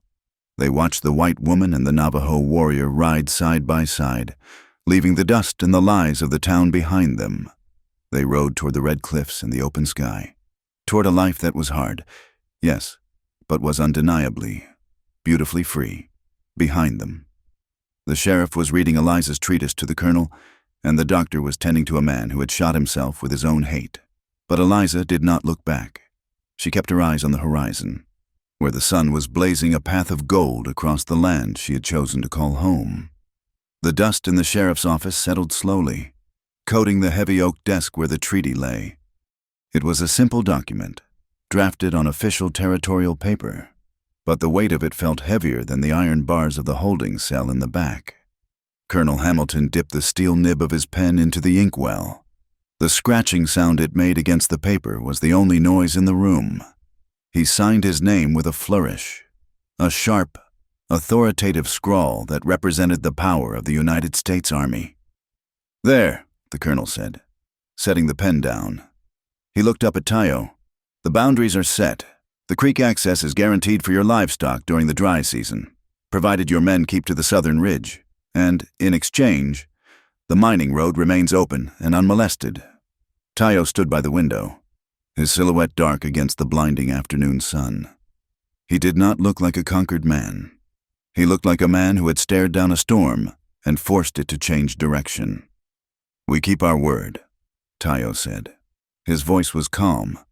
"We do not break treaties." "We only fight when the treaties are used to choke us. See what you do," Sheriff Miller grunted, adding his own signature to the bottom of the page as a witness. The sheriff looked tired. The events of the morning, the shooting, the arrest of Harlan Cooper, the near riot had drained him. He pushed the paper toward Eliza. "We need a civilian witness." the sheriff said, avoiding her eyes. "Since you are the cause of the dispute." Eliza stepped forward. She was still wearing the blue velvet of the Navajo, and in this room of law books and wanted posters, she looked like a creature from another world. She picked up the pen. Her hand did not shake. She looked at the document. It was more than a peace treaty. It was her emancipation proclamation. By signing it, she was legally acknowledging her place not as a captive, but as a negotiator. She signed her name, Eliza Hart. The letters were small, but they were firm. "It is done," Eliza said, placing the pen down. Outside, the town of Dusty Ford was in a state of agitated murmurs. The arrest of Harlan Cooper had shattered the social order. The man who owned the mine, the man who owned half the town council, was sitting in a cell awaiting transfer to the federal marshal.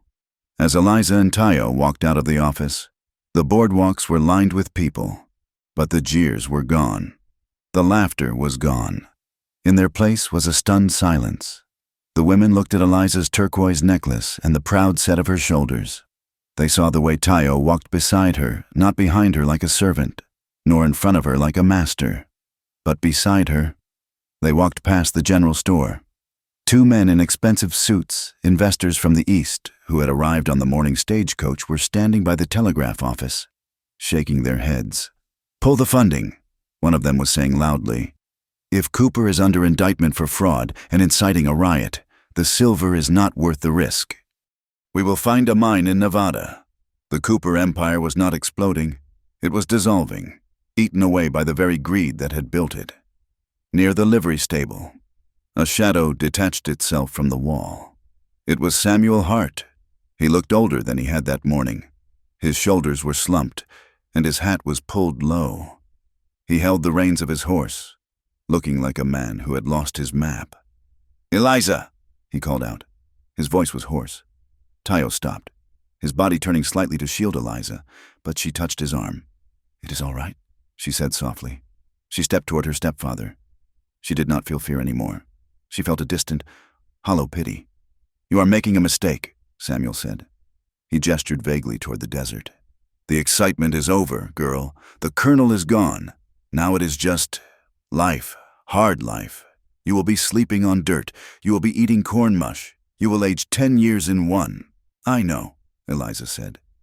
"Come back to the ranch," Samuel pleaded, though there was no warmth in it.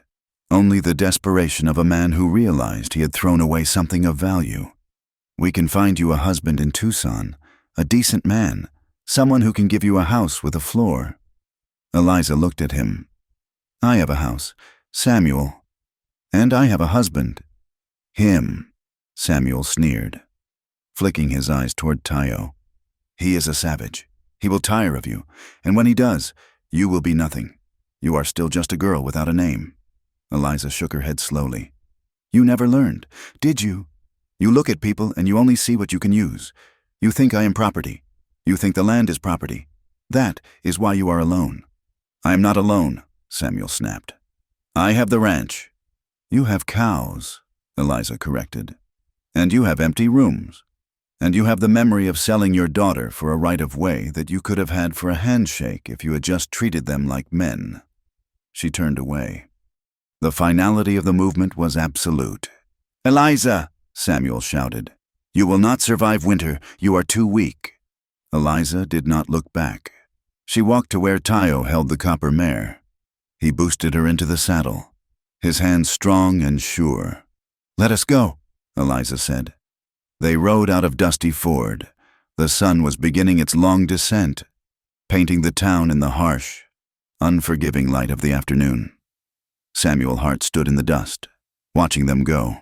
A small man in a vast, indifferent landscape, clutching the reins of a horse he could no longer justify owning. The journey back to the canyon was slow. The adrenaline that had fueled them in the town had faded, leaving behind a bone-deep exhaustion. But it was tiring.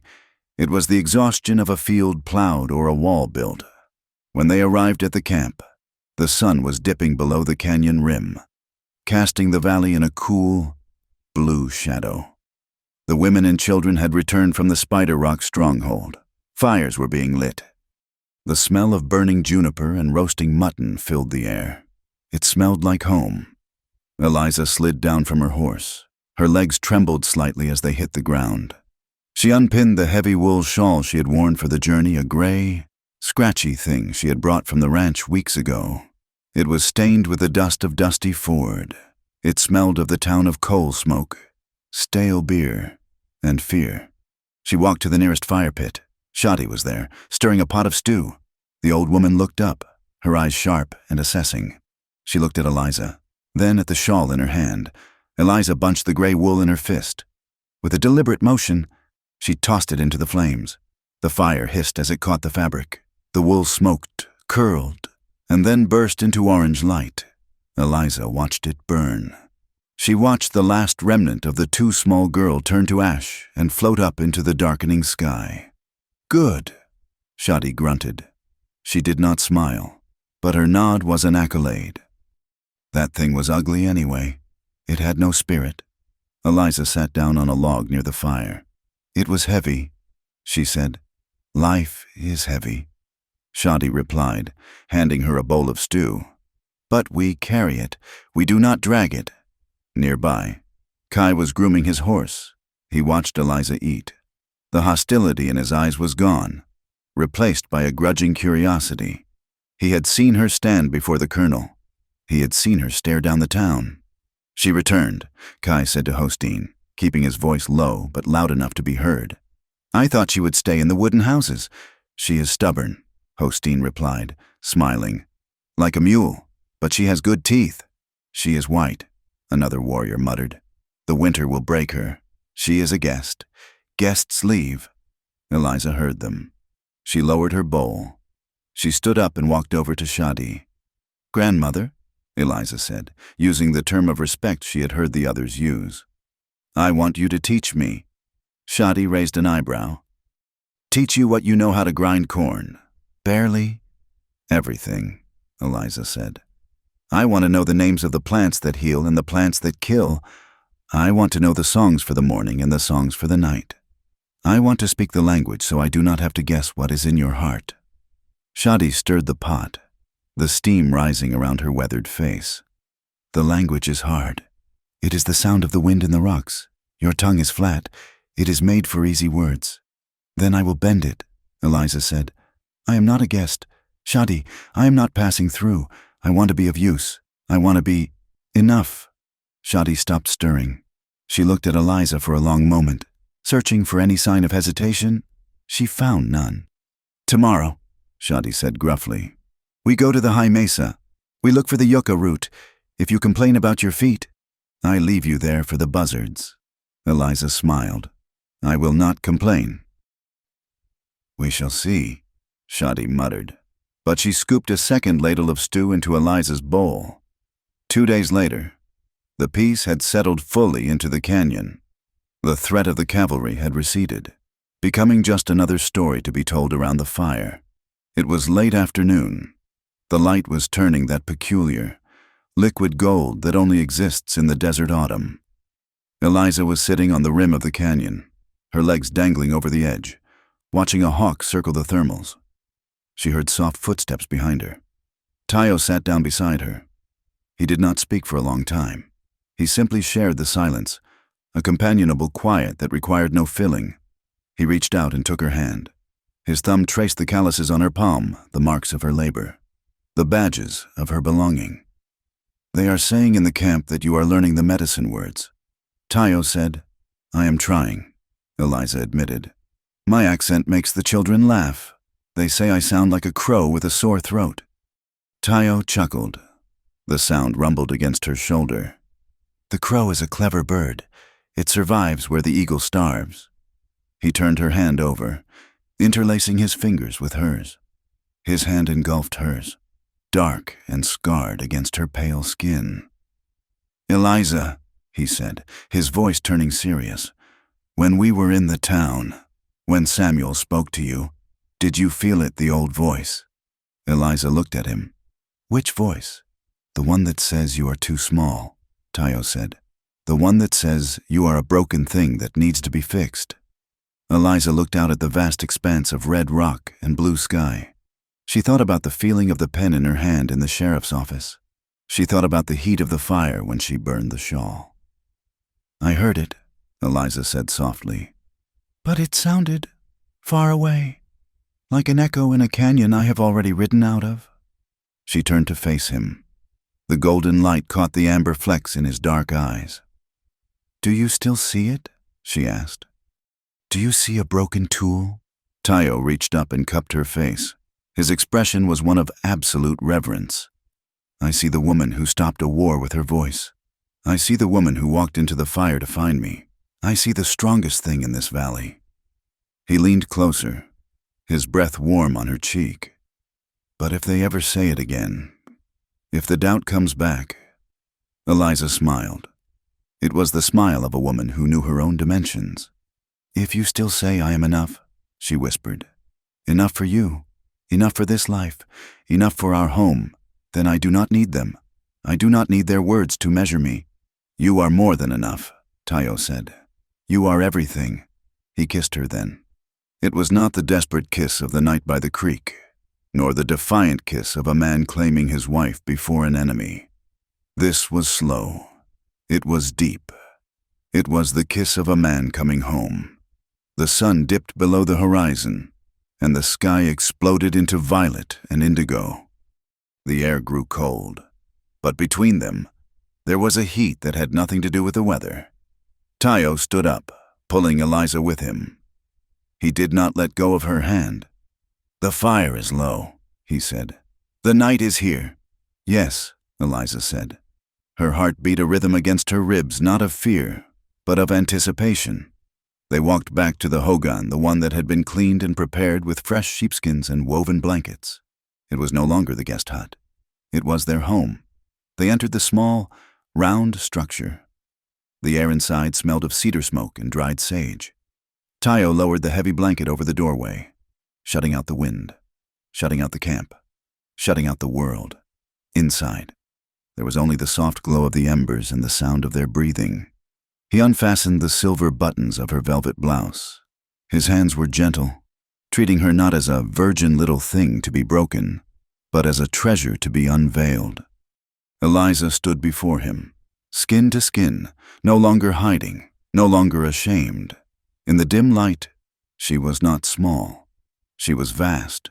She was a landscape he wanted to explore, a territory he wanted to cherish. "Perfect," he whispered against her skin. And as they lay down together on the soft furs, the darkness was not empty. It was full. Weeks passed. The first snow dusted the rim of the canyon, turning the red rocks into a cake frosted with sugar.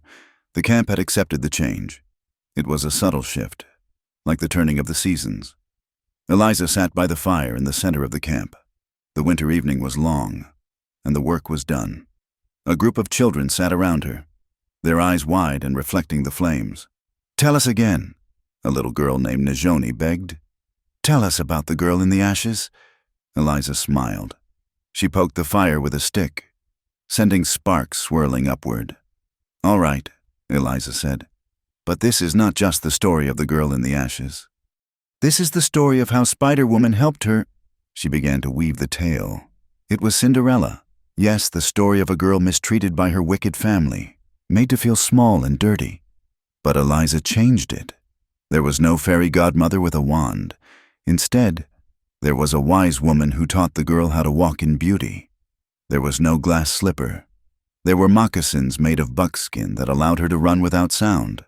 And the prince was not a man who saved her because she was pretty at a ball. He was a warrior who recognized her spirit in the storm. "And did she live in a castle?" a boy asked. "No," Eliza said, looking across the fire to where Tayo sat with the men, repairing a bridle. He looked up, catching her eye. The warmth of his gaze was better than any throne. "She lived in a round house made of earth and logs," Eliza told the children. "And she was happy, because she was free." The children listened, entranced, as the snow began to fall softly outside the circle of warmth, covering the tracks of the past and preparing the ground for the spring to come. The two worlds, the white fairy tales and the Navajo legends, blended together in the firelight, creating something new, something strong, something that would last. The spring rains had been generous that year. The Arizona Territory, usually a canvas of parched browns and aggressive reds, had softened into a tapestry of miraculous green. Sagebrush bloomed with tiny yellow flowers, and the cottonwood trees lining the canyon floor shook their heavy, verdant manes in the breeze. It had been 12 months since the treaty was signed in the sheriff's office at Dusty Ford. 12 months later, the cavalry had turned their horses around and marched back to the fort, leaving the canyon in a silence that was no longer waiting for a gunshot. Eliza Begay stood knee-deep in the creek, the water icy and clear rushing past her calves. She was washing wool, the raw fleece heavy and smelling of lanolin. Her arms, once thin enough to circle with a thumb and forefinger, were now brown and roped with lean muscle. She was still small, she would always be small, but she was no longer fragile. She was built like the ironwood tree compact, weathered and impossible to break. "You scrub too hard," a voice rasped from the bank. "You will wash the spirit out of the wool." Eliza looked up and smiled. Shadi sat on a flat rock, smoking a pipe carved from cedar. The old woman's face was still as craggy as the canyon walls, but her eyes held a warmth that had not been there a year ago. "If I do not scrub it, the dye will not hold," Eliza countered, wringing out a heavy skein with practiced efficiency. "And then you will tell me I wasted the indigo." Shadi grunted, puffing on her pipe. "Maybe, or maybe I just like to watch you work. It is good for my old bones to see the young ones sweat." Eliza laughed. It was a full, throaty sound that echoed off the water. A year ago, she had been afraid to speak above a whisper. Now, her laughter was a part of the canyon's music, as natural as the call of the canyon wren. She hauled the basket of wet wool onto her hip. The weight was significant, perhaps 30 pounds, but she adjusted her stance, finding the center of gravity. She climbed the bank, her moccasins finding purchase in the red mud. As she walked back toward the cluster of hogans, she passed a group of young men breaking a colt in the corral. Among them was Kai. He saw her and raised a hand in greeting. "Good morning, sister," Kai called out. "Good morning, Kai," Eliza replied. "Try not to let that pony throw you today. Shadi is out of arnica salve." Kai grinned, a flash of white teeth in a dusty face. The hatred that had once burned in his eyes had been replaced by a fierce, protective loyalty. Eliza was no longer the white curse. She was the woman who had stood before the colonel. She was the one who had brought peace. Eliza reached her hogan. It was a sturdy structure. The logs chinked tightly with mud she had mixed herself. A woven rug, patterned with the jagged lightning of the storms and the blue of the sky, hung over the doorway. Inside, the air was cool and smelled of home. She set the wool down and wiped her forehead with the back of her hand. She was tired, but it was good. It was the exhaustion of a life lived with purpose. In the house of Samuel Hart, she had been an ornament, dusted and polished and terrified of being broken. Here, she was a tool, not a broken one, but a vital one. She ground corn. She gathered plants. She helped bring babies into the world, and she helped the elders leave it with dignity. She touched the silver beads at her neck. She never took the necklace off. It had become a part of her, just as the red dust had worked its way into the pores of her skin. Later that afternoon, a wagon trundled down the narrow track that led to the trading post on the edge of the reservation. It was driven by a man named Elias Thorne, a merchant from Santa Fe who dealt in rare herbs and rugs. Eliza and Shadi sat at a table made of rough-hewn pine, sorting bundles of dried mallow and globe mallow root. Thorne climbed down from his wagon. He was a polite man, contrasting sharply with the rough miners of Dusty Ford. He took off his hat as he approached. "Mrs. Begay," Thorne said, nodding to Eliza. "Grandmother." He nodded to Shadi. "I hear you have a good harvest of sage this season. The best in 5 years," Eliza said. She did not stand up. She remained seated, her hands busy with the plants. The winter snows went deep. Thorne picked up a bundle, sniffing it appreciatively. "Top quality. I have a buyer in St. Louis who pays a premium for this. I can offer you the usual rate." Eliza looked at him. Her blue eyes were sharp. "The rate has changed." Mr. Thorne, the road is safer now because of the treaty my husband maintains. Safety costs money, and the quality is not just good, it is perfect. We want 20% more than last season." Thorne blinked. He looked at Shadi, expecting the old woman to bargain, but Shadi was busy ignoring him, examining a beetle crawling on the table. He looked back at Eliza. He saw a woman who knew exactly what her labor was worth. 15%, Thorne countered. 20, Eliza said calmly. Or we sell to the trader from Flagstaff who comes next week. Thorne sighed, a smile tugging at the corner of his mustache. Very well, 20. You drive a hard bargain, Mrs. Begay. I drive a fair one, Eliza corrected, as they concluded the deal, exchanging silver coins for the bundles of herbs. Thorne hesitated. I passed through Dusty Ford on my way here, he said, lowering his voice. Eliza paused. Oh. The Cooper mine is sold, Thorne said. Harlan Cooper is facing a federal judge in Denver for fraud. They say he is bankrupt. His lawyers took everything. And the son? Eliza asked. She felt a phantom throb in her memory, the ghost of a bruise, but it did not hurt. Bo. Thorne shook his head. He left town 6 months ago. Some say he went to California to gamble. Some say he is drinking himself to death in a saloon in Tombstone. Either way, the Cooper name is gone from this valley. Eliza nodded. She felt no triumph. She felt no vindictive joy. It was simply the way of the world. The storm had passed, and the dead wood had been swept away. Thank you for the news, Eliza said. She watched him ride away. The dust settled behind his wagon. Samuel Hart was still there, she knew, alone on his ranch with his bitterness. But he was a ghost to her now. He belonged to a life she had shed like a snake sheds its skin. That evening, the camp gathered for a meal. The fires crackled, sending sparks up to join the first stars. Eliza sat beside Tayo. He handed her a piece of fry bread, hot and dripping with honey. They did not speak much. They did not need to. Their knees touched, a constant point of contact that grounded her.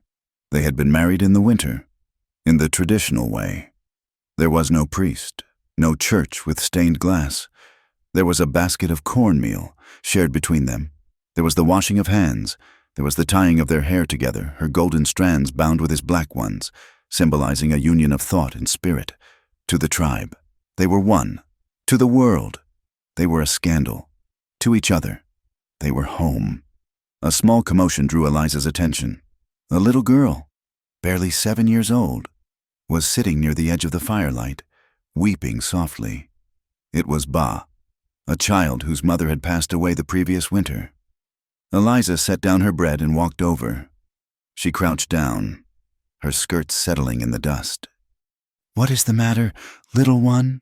Eliza asked in Navajo. Her accent was still thick, but the words were correct.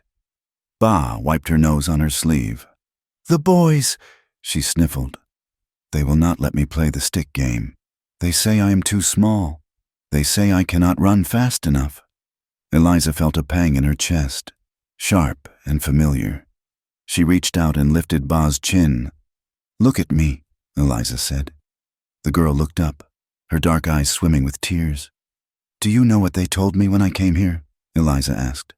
They said I was too small to carry water. They said I was too small to ride a stallion. They said I was too small to be a wife. Ba's eyes went wide. But you are strong. You ride the copper mare. I am strong because I did not listen to them, Eliza said fiercely. She smoothed the hair back from the girl's forehead. Listen to me. Ba, people will always try to tell you how big you are. They will try to measure you against a wall.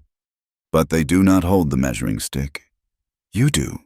Eliza leaned closer, her voice dropping to a conspiratorial whisper. You are not too small, Eliza said. You are concentrated. You are perfect as you are. And if the boys will not let you play, you come to me. I will teach you how to beat them at the race. Ba giggled. A small, watery smile broke through the tears. Really? Really, Eliza promised. Now, go wash your face. Tears are for grieving, not for boys. Ba jumped up and ran off toward the creek. Eliza watched her go. feeling a circle close inside her heart. The pain of the past was not wasted. It had become the medicine for the future.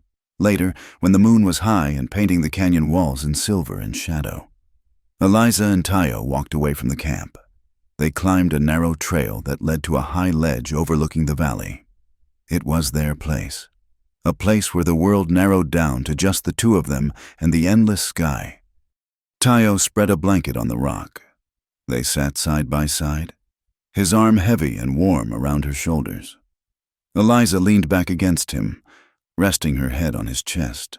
She could hear the slow, steady beat of his heart, the rhythm that had become the soundtrack of her life.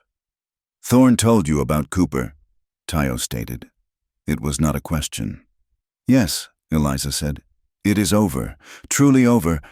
"It was over the day you rode out of his courtyard," Tayo said. He kissed the top of her head. "Everything after that was just the dust settling."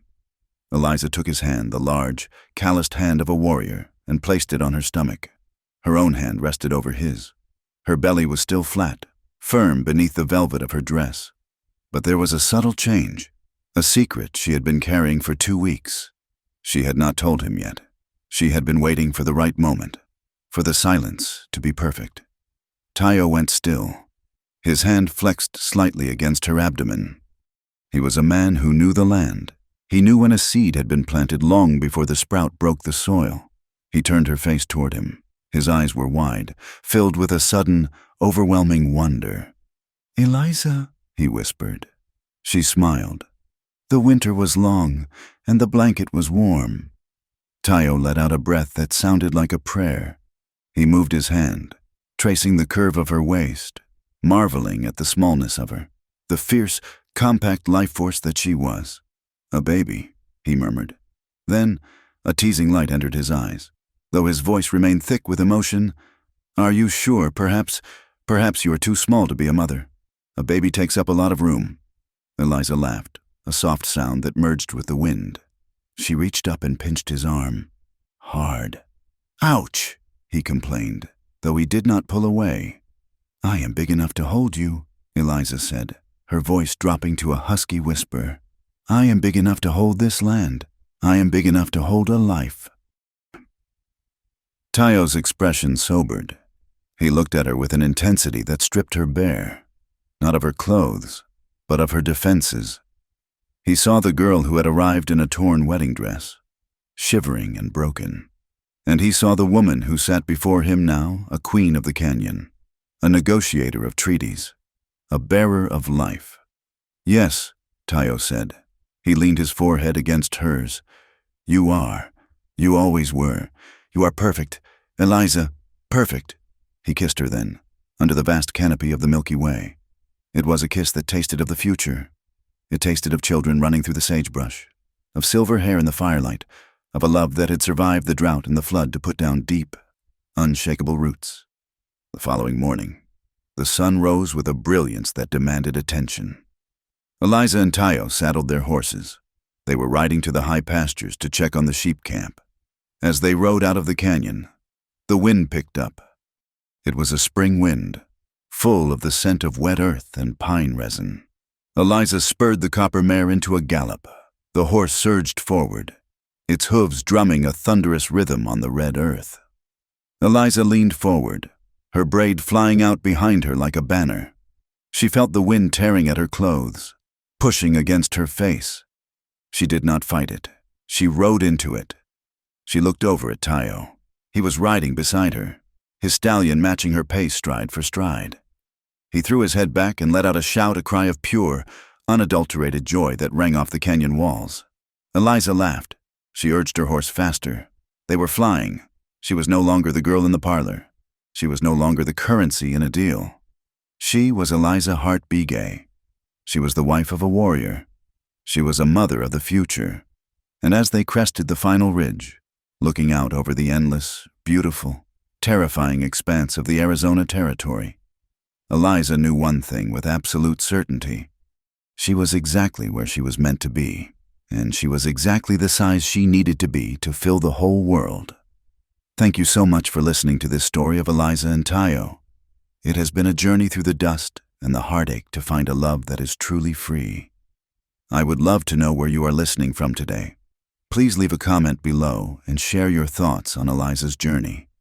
Did her courage inspire you? If you enjoyed this story, please subscribe to my channel, Wild West Tales, and give this video a like. And do not forget to hit the hype button so that this story can reach more people and we can keep the spirit of the West alive together. Thank you, and happy trails until we meet again.